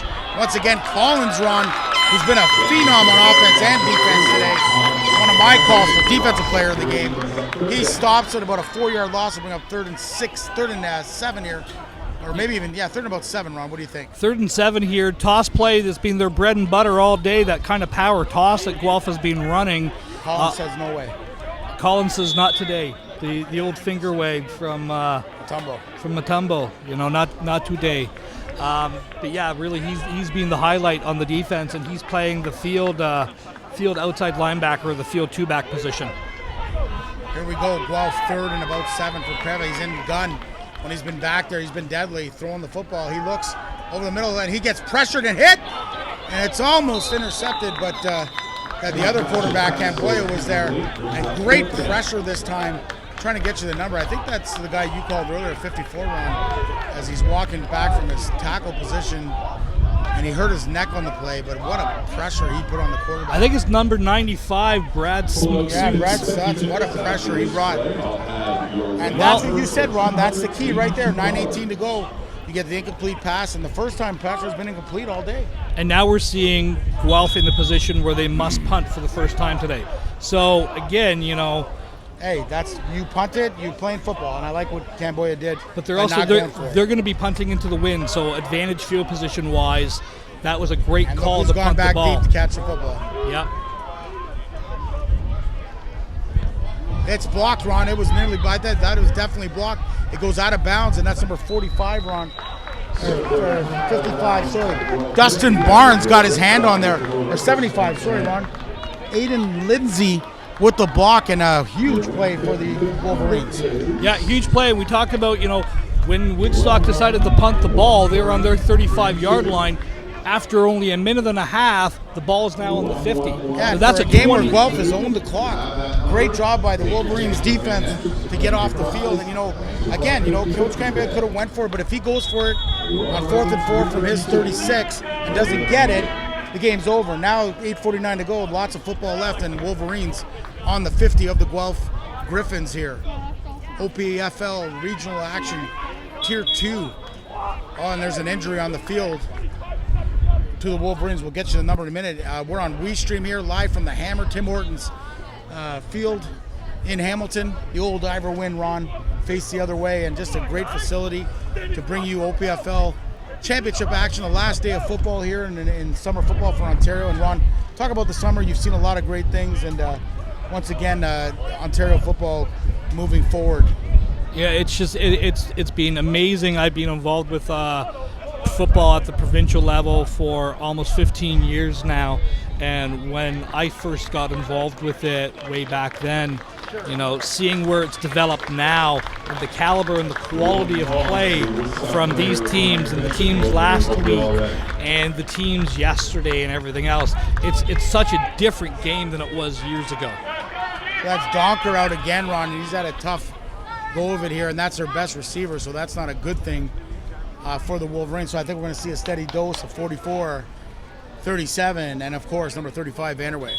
Yeah, that's unfortunate, grabbing his shoulder there. We wish him all the best in the world there, but that one doesn't look like he's coming back from. I don't know if that was him though, Ron, because 36 still on the 44. field. That was 44. Oh, 44. Collins. Collins was out. Oh, so that hurts. That really hurts. Now you're a one-trick pony. Vanderway in I formation, tight splits in the wing. They hand off the aft tackle. Vanderway makes a guy miss, another guy miss, and he's going to get about 4 or 5, Ron. A nice little run on first down. Yep, simple off-tackle lead play that we're doing there, going to the right. Again, running to the boundary of the field. This Woodstock team really likes to attack the short side of the field. Well, if you just lost your speed guy with Collins with a shoulder, you got to go with your power guy.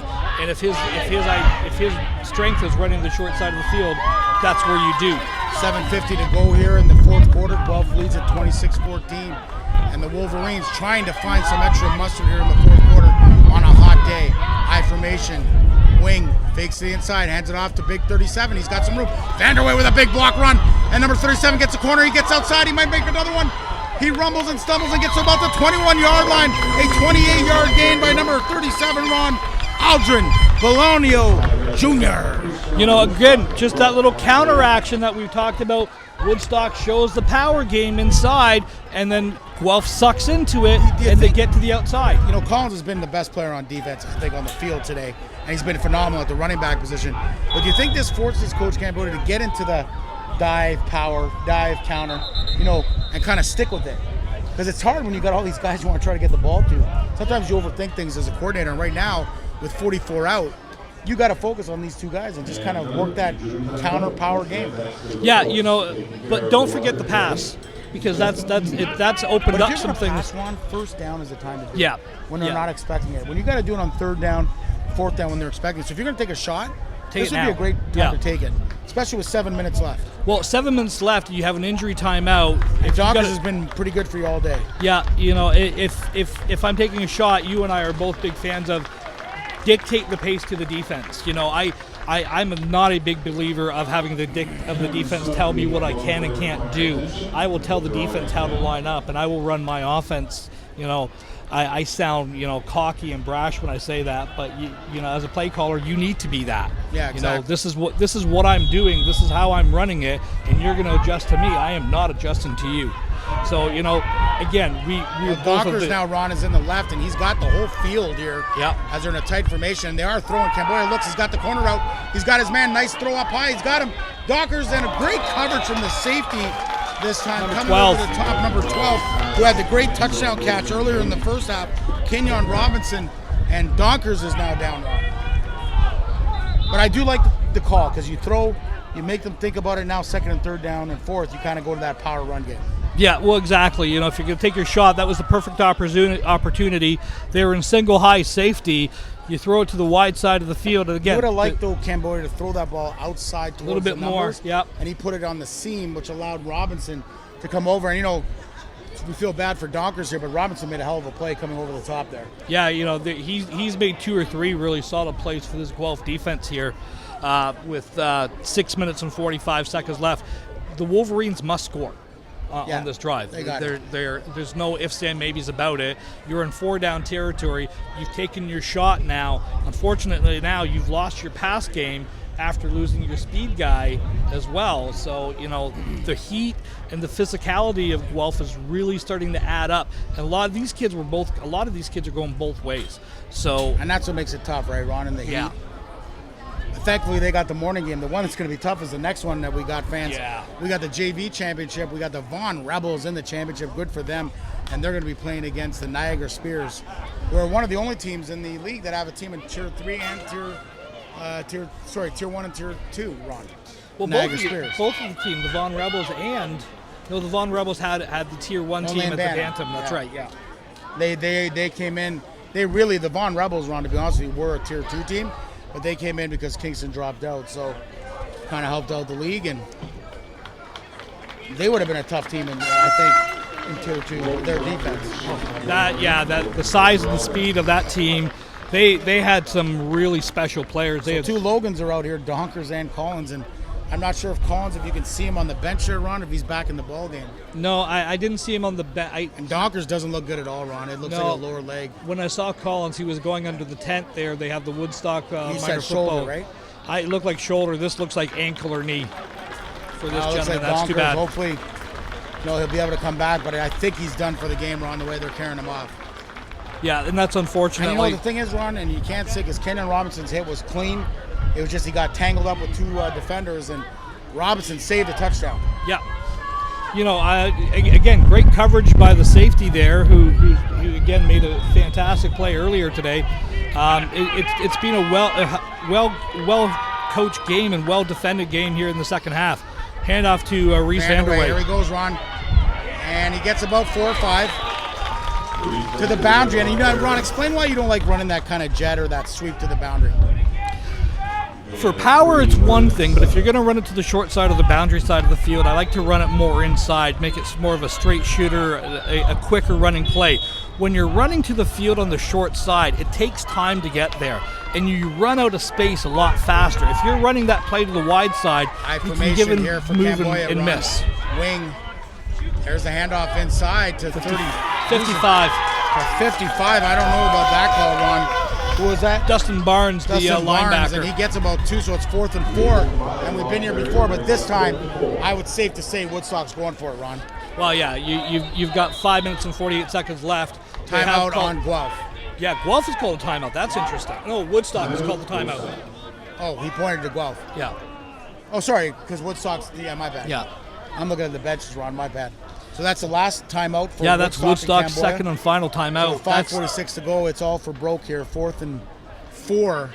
And Donkers is out. Collins is out unless they can get him in here. No. You got to go to Vanderway. They're both still out of the game. And I think that everybody in the stadium knows who's probably getting the ball on this play. Vanderway or 37, the Borello, counterback, yeah. Bologna Jr. And maybe that's the call because everyone's thinking it's going to Vanderway. Maybe that's the call you make here, Ron, or no? No, you go with the.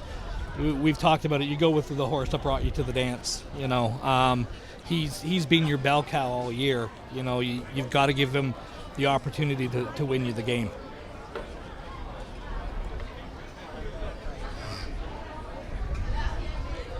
This Guelph defense has really balled out in the second half, though. Like, let's give credit where credit is due. Well. Good coaching adjustments and everything else. This Guelph defense has played really, really solid. Robinson with the big play. Yep. Right now, Collins and Robinson are my pick for defensive player of the game. Offensive player of the game is a little sticky, and I think we're close. The MVP, if it holds true, is that Guelph quarterback with 3 touchdown passes today. 4th and 4, maybe a long 4 run. Yeah, it's definitely a long 4. It's close to 5 yards. Trips to the field. He looks, he's got a man. He throws it the post route. He's got his man. And there's Robinson again, Ron. Knocking it down in the end zone. And I'm not sure why this guy's down because it looks like he's grabbing his knee. And so Ron, with 5:40 to go, it's the fat lady's she's warming up. She's down the hall to the left. Guelph here. Still lots of time, and a big play could turn it around.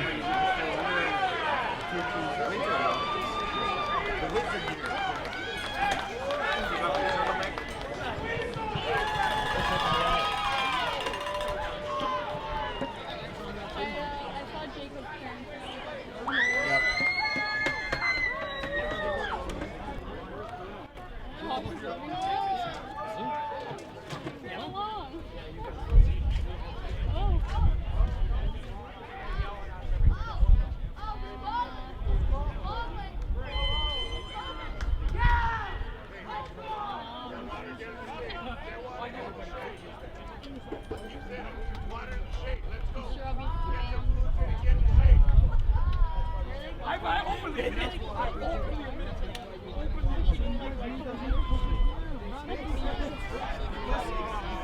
First part was, as he told me, he said, "You better get this back." I said, "Absolutely." And I discipline rules. You know what? I appreciate that. At least we'll be sorry for it. Some people love me. Every time I have a question,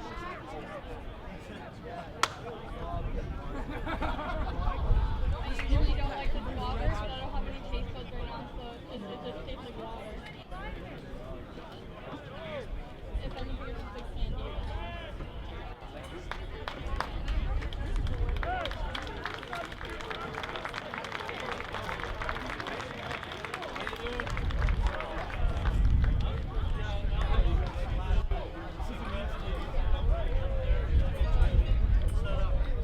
Thomas Gall shaking up for Woodstock on that play. Thomas, we hope you're all right.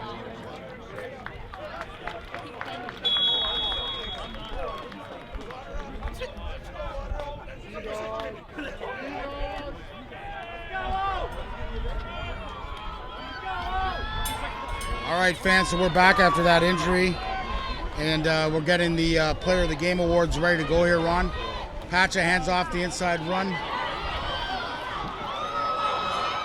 And he's got some room, and this is your guy, Ron Cotterell, and he is going to go all Turn out the lights, the party's over. Wow, what a play. 94 yards. That was our pick for Offensive Player of the Game, and I think you just proved it there, Ron. Yeah. That was like prophetic. It looks like Guelph's going to win this Tier 2 championship. But you know what? Woodstock, great football game. It's just today Guelph was just a little more prepared to look like Ron. A little bit more prepared by the looks of things. A little bit deeper on offense and defense. They just looked like they had another couple players that Woodstock. And again, let's give credit where credit is due. This is Woodstock's first year playing competitive football. They did not play competitive football last summer. So for a first-year team To get to the finals. With a great group of kids and a good coaching staff, although the score is not going to be ending up in their favor today, hats off to the Woodstock Wolverines for an outstanding season. I got to tell you, fans, this thing called useless information that Ron Florida is full of.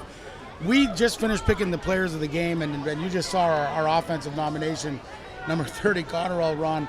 I mean, you're I just don't get it. You just know some stuff that just drives me nuts. And right on cue, 94 yards, salts the game away. And great job for the Guelph Griffins last year, getting demolished in their first game against Durham, moved down to AA, and have found their niche. Yeah, have only lost one game since that point to these Woodstock Wolverines. Yeah. And again, so that tells you the quality that these Wolverines actually can put out on the field. So the Guelph won it last year? Guelph won it last year as well. They're going to go back-to-back. They're going to go back-to-back. Varsity. Yep, they're going to go back-to-back at the Bantam level. Good for the Guelph Griffins. Out, your best player, number 28, Malik Faulkner, is out, and you come out and play like this. And I'll tell you, I really like this kid, number 32, Brandon Riley. He was a workhorse today, and so was 54, Daniel Sabura. And just a great team win. Still 5 minutes left, guys. 33-14, Ron. It's not over, but 19 points is tough to overcome. Yeah, it's especially in this heat without your best receiver and one of your running backs. When you're down to one or two dimensions in a four-dimensional attack, it becomes a lot easier to play defense. And also at this point, we've seen Woodstock is really a run-heavy type of team. You have to throw the ball. You have no choice left at this point. So again, Guelph is lining up for the kickoff from the 45-yard line. I would expect a kick deep here from the Griffins. And you're going to kick it the Vanderways, so... No, they're not. They're not, you're right. Flag, 32. And he's bottled up by number 82. This time, Griffin Hoogie. What was the carrier? Was Clark Walsh run? Clark Walsh, a good little return there. First time calling his number today, as we're seeing some real wholesale substitutions here for the Woodstock Wolverines at this point in the game, making sure that everyone's getting out in the field and playing. So I'm just waiting. It was offside. Oh, it's a block in the back for the Wolverines. So it's going to go back 15 yards here. Woodstock is putting in a number of their backup players there. We still see a number of the great guys. Again, shout out to the Woodstock coaching staff, to the players who have played hard. And again, big shout out. Guelph is really, they've dictated the pace for me at this game. They were the better team from start to finish in this game. They played the more complete game. They made the adjustments at halftime. Well, yeah, they came out with a game plan, Ron. They stuck to it, and there's a timeout on the field here to Guelph. And it is hot out there, but you know what? Wolverines, like you said, they don't have a great number of kids to draw from, but what a job by head coach Kevin Ball, Chris Camboya, Nick Camboya, Jeff Almeida, Alex Zuby, Garrett Post, Omar Abazini, Corey Lawrence, Joe Brown, Joel Hooper, and Penny Suits. Is Walsh doing the first award? Is Walsh doing the first award? I have a great 40 before, 6 now. Just to get that thing off the field. It's like garbage on it.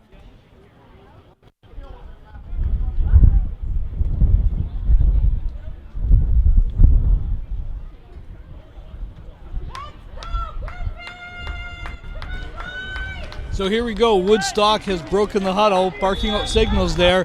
Good to see a couple other players in there. Camboya. Yeah, some new guys in the game. Number 28, Ron.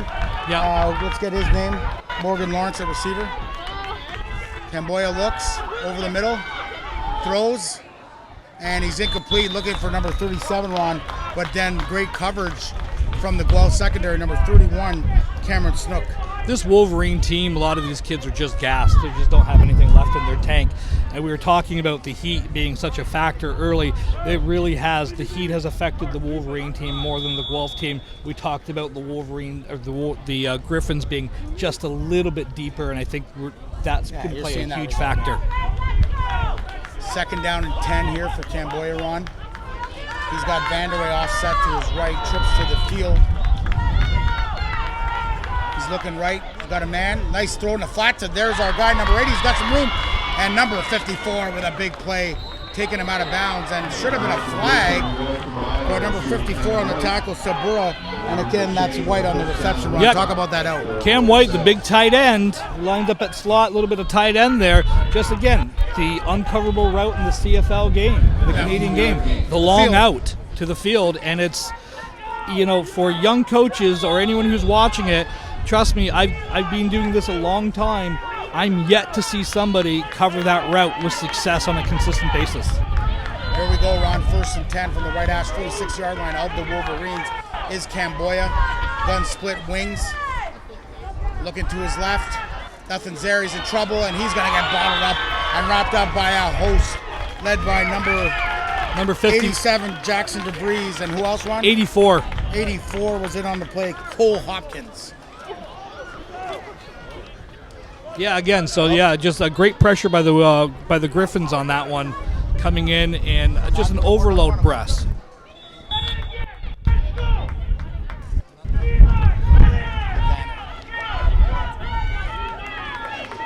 Second and about 17 here for Camboya. Trips to the right. He's got the out to White. He looks, he throws, he's got him. And another catch by White, but this time a good tackle from the secondary. That's number 31, Ron. Cameron Snook, who's had himself a pretty good football game. Yeah, there's a number of kids that, we're not going to tell you all the award winners at this point. There's a number of kids on this Guelph team who have really balled out on defense, and on the Woodstock team who have played outstanding football as well. It's been a well-played game. Despite the score being 33-14 at the 3-minute warning, Jay, it really has been an outstanding, well-played football game here. Yeah, really well. The first half was dynamic. I mean, it was end-to-end. And in the second half, it just came down to some miscues. And, I think the big guy, he's not going to get an award today, but Kenyon Robinson definitely was up there in the voting for the defensive player of the game. Camboya steps out. He's going to try and run this. And he gets outside. There's a block in the back. Camboya gets the first down. But I think it's going to come back, Ron. Number 80, White, is just in a lot of pain on the field. Grabbing his knee, Ron. Yeah, the flag's going to go against him, unfortunately, on the block in the back. But what happened when he was coming down, he landed funny, and his leg and knee got hit, and it kind of bent sideways right away. And unfortunately, I've seen... No flag, so that's a first down for the Wolverines on Camboya's scramble. And I'm not sure why, because I thought it was a clip run. But nevertheless, first down for the Wolverines. 2:46 to go, Can 3 touchdowns be scored in 2:46? Sure they can, but with this heat, Ron, it's highly unlikely. Yeah, no, again... Now, I saw a game on Facebook, Ron. I don't know if you saw it last year. There was a game in the minute. The team was down by 3 scores, and they won it. It was unbelievable. Don't know if I'd ever want to experience that because I'm not sure I'd live through it. No, I'd be dead. There's no question about it. I hope this facility, if that were to happen, I hope this facility has a defibrillator, because I think they do. Here comes White. He's getting up, Ron, and doesn't look to be worse for wear here. Just kind of limping. Big kid, Ron. Big future ahead for this kid. Yeah, again, another one of those Glendale commits. A lot of these kids. He's in bad. Yeah. You can't even put any pressure on him. No, I don't know if this is a cramp or if it's a hammy or a knee. It's his knee, Ron. Yeah. When you can't put pressure like that, that's a knee. Yeah.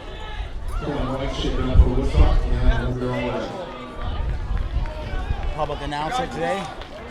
Wishing Cam White well. 1st and 10 for Camboya from the 12 Griffins 52-yard line left hash. He loses another one of his weapons. So that's 3 weapons. That's the other thing too, Ron. you lose 3 of your star players on offense, it's going to be tough. Any team. will Yeah, struggle with that. you can't. You know what that feels like. Yeah, you can't overcome. And here's what we were talking about, Jay. Here comes that Vaughn team, and I told you about the size of them when we were coming in. They were Love just those a Texas monstrous uniforms. team. Here's Camboya looking to his left, out and up. And he throws a screen to Vanderway. Oh my goodness, Ron. Vanderway had nothing but the end zone ahead of him and just in and out of his hands. Yeah, Unfortunate. in and out of his hands. It really is unfortunate. He had 20 yards of real estate and one man to beat for 45, 50-yard touchdown. It's unfortunate. Really, he's been their best player or one of their top players all year, and I'm pretty sure he's been kept out of the end zone today. Well, they've done a good job of he's had a good game, had a great first half, but they've done a good job of just kind of doing a good job of controlling him. They said you're not going to beat us with him today. Yep. And losing Collins has really hurt. I like the way Camboya, though, on that screen set it up. He looks. They set it up again. Oh, I thought he's in trouble. Camboya's in trouble. He's trying to get outside. And he breaks a tackle. Then he's brought down on the sack by number 8, Owen Pavia. Yeah, again, another of those Guelph players who's had a really quiet, solid second half of football here. He's made a number of plays. But you're right, it's the depth, Ron. Look at the depth that Guelph has. Yeah. And great, back-to-back, good for them, championships. And the Wolverines undefeated. Unfortunately, that's going to come to an end, but congratulations to them and a great season. Ron, we're involved in Tier 3, and obviously you do a lot of the play-by-play for the Mustangs, and I'm director of football with 6 teams, so we're pretty busy and don't get a chance to see it Tier 2. So this has been a great experience today to see the caliber of football. Trips to the right, actually 3x3 here for Pavia, third and about 18 run. We'll get back to that point in a minute. Pavia looks. Camboya looks. He's not throwing it. Finally throws the football, and it's incomplete. Great coverage that time. Ron, talk about the experience. I mean, being so intertwined with AAA football, now coming to AA and seeing the ball today. Just a shout out to both the coaching staffs. The quality and the caliber of play on both these teams has been, for me, a real eye-opener. It is a really great caliber of game. These teams are well coached. They're well prepared. There are some fantastic athletes on both these teams. Again, we talked about the Team Ontario stuff, and some of these kids. I'm telling you right now, in a few years, will be playing on that 16 under Team Ontario team because there's some definite talent out there. Oh, yeah. These 2 quarterbacks are both very, very good. Yeah, the big guy's got to get work on his speed, but man, his accuracy was great today. 3 touchdown passes in a championship game. You can't shake your head at that. And they got Vanderway wide out here. I think he's just going to toss it up to him, Ron. And he does. A great throw. Vanderway comes back for it. And guess who's there, Ron? Kenyon Robinson. Again, Kenyon wasn't our pick because we did have to spread him around, but definitely for Guelph, he was the player of the game on defense. Yeah, he's like a really solid player. And a touchdown reception. And a touchdown reception. If we're going to really talk about things, he was my pick. I got vetoed on that. Again, veto. I mean, Collins had a pretty good game too. Right? Yeah, we're giving one to the Woodstock. I mean, they deserve an award, but you're right. Kenyon was right there. Telling the fans who were not picking. Not yet. But we did on the defense one we have. We just kind of told them there, and we kind of told them what the offensive one was as well a little bit earlier. Well, let's see if they'll remember. But we'll leave the MVP up for them to guess. I think if anyone who watches game with pretty closely can tell you who the MVP of the game is going to be. Both these kids are all these kids out here has been fantastic. They can run off. Good chunk of that clock, 1:46 to go. Pavia takes the ball, hands it off inside of the 54. He's got some room. And there he goes for another first down, and he breaks another tackle. He's still rumbling and stumbling and bumbling to the 20-yard line. 6 tackles broken. And that's the difference today, guys, as Guelph just wanted just a little bit more. Yeah, one guy deeper, a little bit faster, a little bit bigger, and it's just talk about losing earlier in the year, what extra motivation that is, because like you said, the Wolverines have never been behind, and they found themselves behind today and just couldn't overcome that. Well, again, Guelph, talking to a number of people from the Woodstock side of the field that I actually do know personally, and asking them about the game, it really was Guelph dominated the second half of that game on. It was almost like Woodstock caught them, and then they kind of figured it out. And there we go. Big since that 54 point, is going to rumble into the end zone, Ron. A late touchdown. That's Daniel That's a Ribura with his second major of the day, and that's going to move the score to 39-14 with 1:08 to go. The score is going to say 39-14, but this was a much closer. much closer game, much more in doubt. 2 late fourth quarter touchdowns. This is very much like the first game that I called yesterday. It was 26-14. The score ended up being 42-14, but again, it wasn't until the last 5 minutes of the game where the game the realization that the game's kind of out of reach. Where I know Wolverines right now, let's be honest, are down 5 starters. Yeah, they're beat up physically. It's hot. The guys that they do have left, they're playing offense and defense and special teams. It's just they're just walking off the field here, Ron. They're tired. There's no gas left in the tank, and it's unfortunate that it comes down to that. That's the only thing. Here's my thing, Ron, and I'm not about rubbing it in and all that kind of stuff. Or 39-14. Did they even go for the extra point? I don't think they did. I'm not sure, but what I didn't like is at the end of the touchdown. Give the ball to somebody else. Well, number 54, when he scored the touchdown, did a little dance. And, it's not necessary, to me, run your offense, but give the ball to someone else we haven't seen. Well, it's the point I was going to make is if I'm the head coach of that team, I don't care who you are, you're not seeing the field for the rest of the game. And you don't do that. You act like you've been there before. You play with class and dignity, and you respect your opponent. Return the kick here.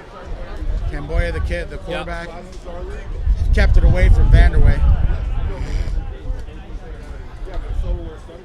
1:08 to go. Kids are getting ready to go into high school. Some of them into their last year of their rep or minor programs. And they kick it to Camboya. Camboya with a move, makes the guy miss. And he's got to the outside edge here. Good block by number 93. This is a great return. Still going. He's still going to the 50-yard line, down to the 45, all the way down to the 40. What a great return. That's a lot of heart there from the quarterback. And, unfortunately, he lost a lot of his weapons today. But you see him playing right to the end. You got to love that. Yeah, and again, we were talking about, there was a great block. I believe it was number 79 for the Wolverines, Connor Miller, who does a great job setting the edge and allowing the quarterback to get outside there to the right side on the return. So just, again, we talk about kids playing to the very end. There's a great example of a kid, doing the small thing to the very end, and look at the result. That's another 20 yards.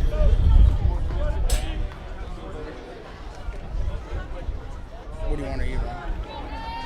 What do they have?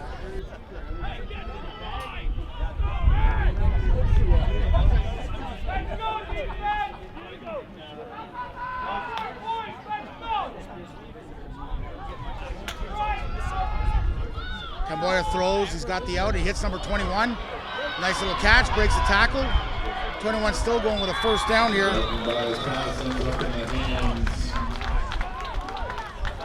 Number 21 on the catch, Zach DeLevio.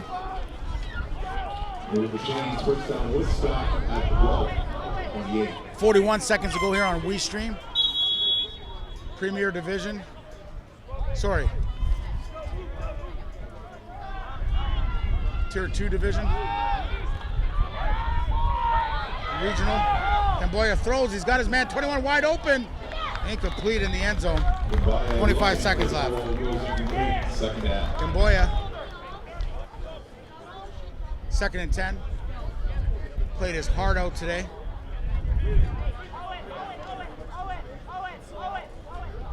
Gets a play in from his father. How's that work for you? The coach. And we got JV action up next. Vaughan Rebels will be playing the Niagara Spears here on WeeStream. Kickoff's going to be a little delayed, folks. Probably, I would assume, a 120 or 125 kickoff. I'm not too sure. They got to let them warm up. So here's the snap. Camboya looks left. He's got a man on the corner. There he is, the big guy, Vanderway with the catch. Vanderway breaks the tackle. And he's going to have another first down for the Wolverines to about the 10. As they're hurrying up with 14 seconds to go here. 39-14. Guelph's going to win back-to-back OPFL 2 champions at Bantam.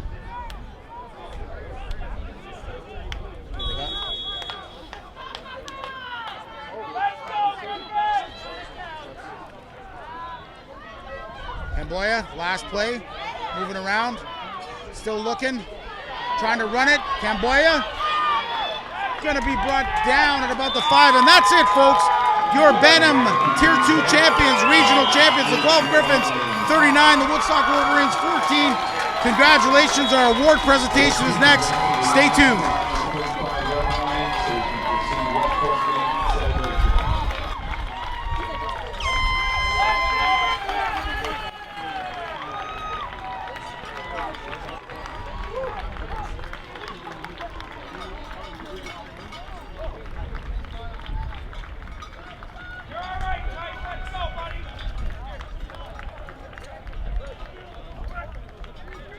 Water there?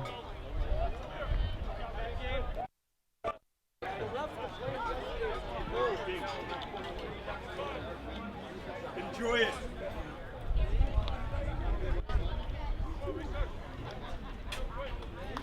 So back on WeeStream here as we get ready to do the presentations. For the award winners, we have the defensive player of the game, offensive player of the game, and then of course we will have the MVP in a well-fought game. A lot of guys up for these awards, guys. Is just a great effort today by all players in a heat game where the weather took its toll on the Guelph Griffins as they line up. We get ready to do the trophy presentation. At this time, let's have a big hand to Woodstock and for their efforts.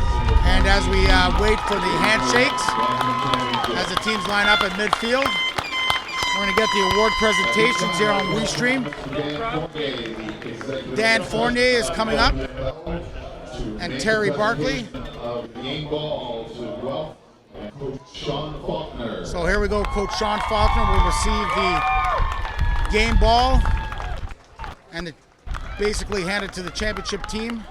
Coach Faulkner from our Vice President Dan Fournier.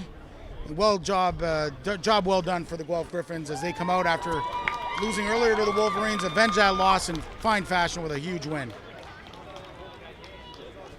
As they accept the award, we'll next have our defensive player of the game. Terry Barkley will handle that award. A lot of guys to mention in this football game. Obviously, number 12, the safety. Owen Pavo had a good game. Kenyon Robinson, number 12, also a touchdown reception. But from Woodstock, number 44, Logan Collins. Logan Collins won the defensive player of the game. A little banged up. Tremendous offensive player. Just a great football game. Made a lot of big plays to keep his team in the ball game. Congratulations to Logan Collins. We're next going to have the offensive player of the game, and believe me, fans, there was tons of guys on both sides of the field that could have got this, but there was one guy, as we put our nominations in, and we'll tell you about it, the very next play, he proved us right, as he went for a 94-yard touchdown run. Benjamin Codwell, 94-yard touchdown run, tremendous effort, playing both ways, good for him. That's Mrs. Walsh handing out the award. And now we'll have the MVP of the game. Mr. Barkley now to make the presentation to the most valuable player of the game. And this kid was phenomenal today. 3 touchdown passes. He threw 2 incomplete passes all day. What a game by the quarterback, Tariq Pacha.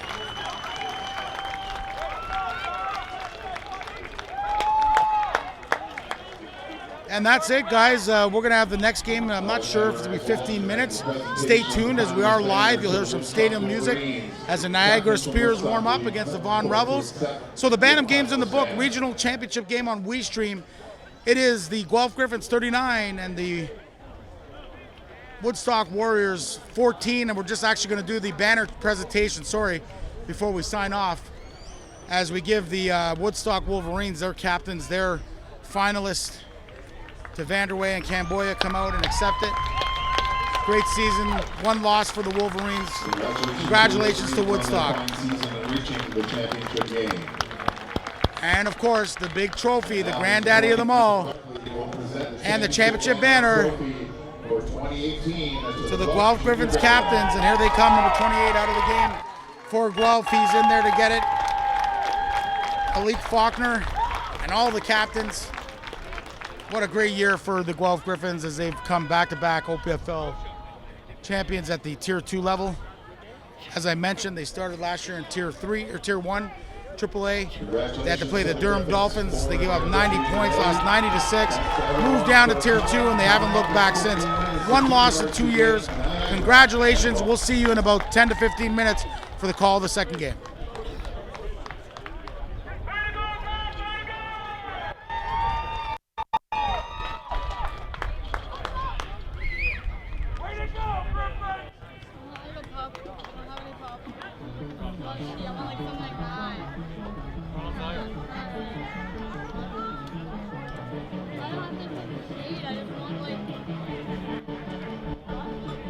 I might be too strung out on top of this.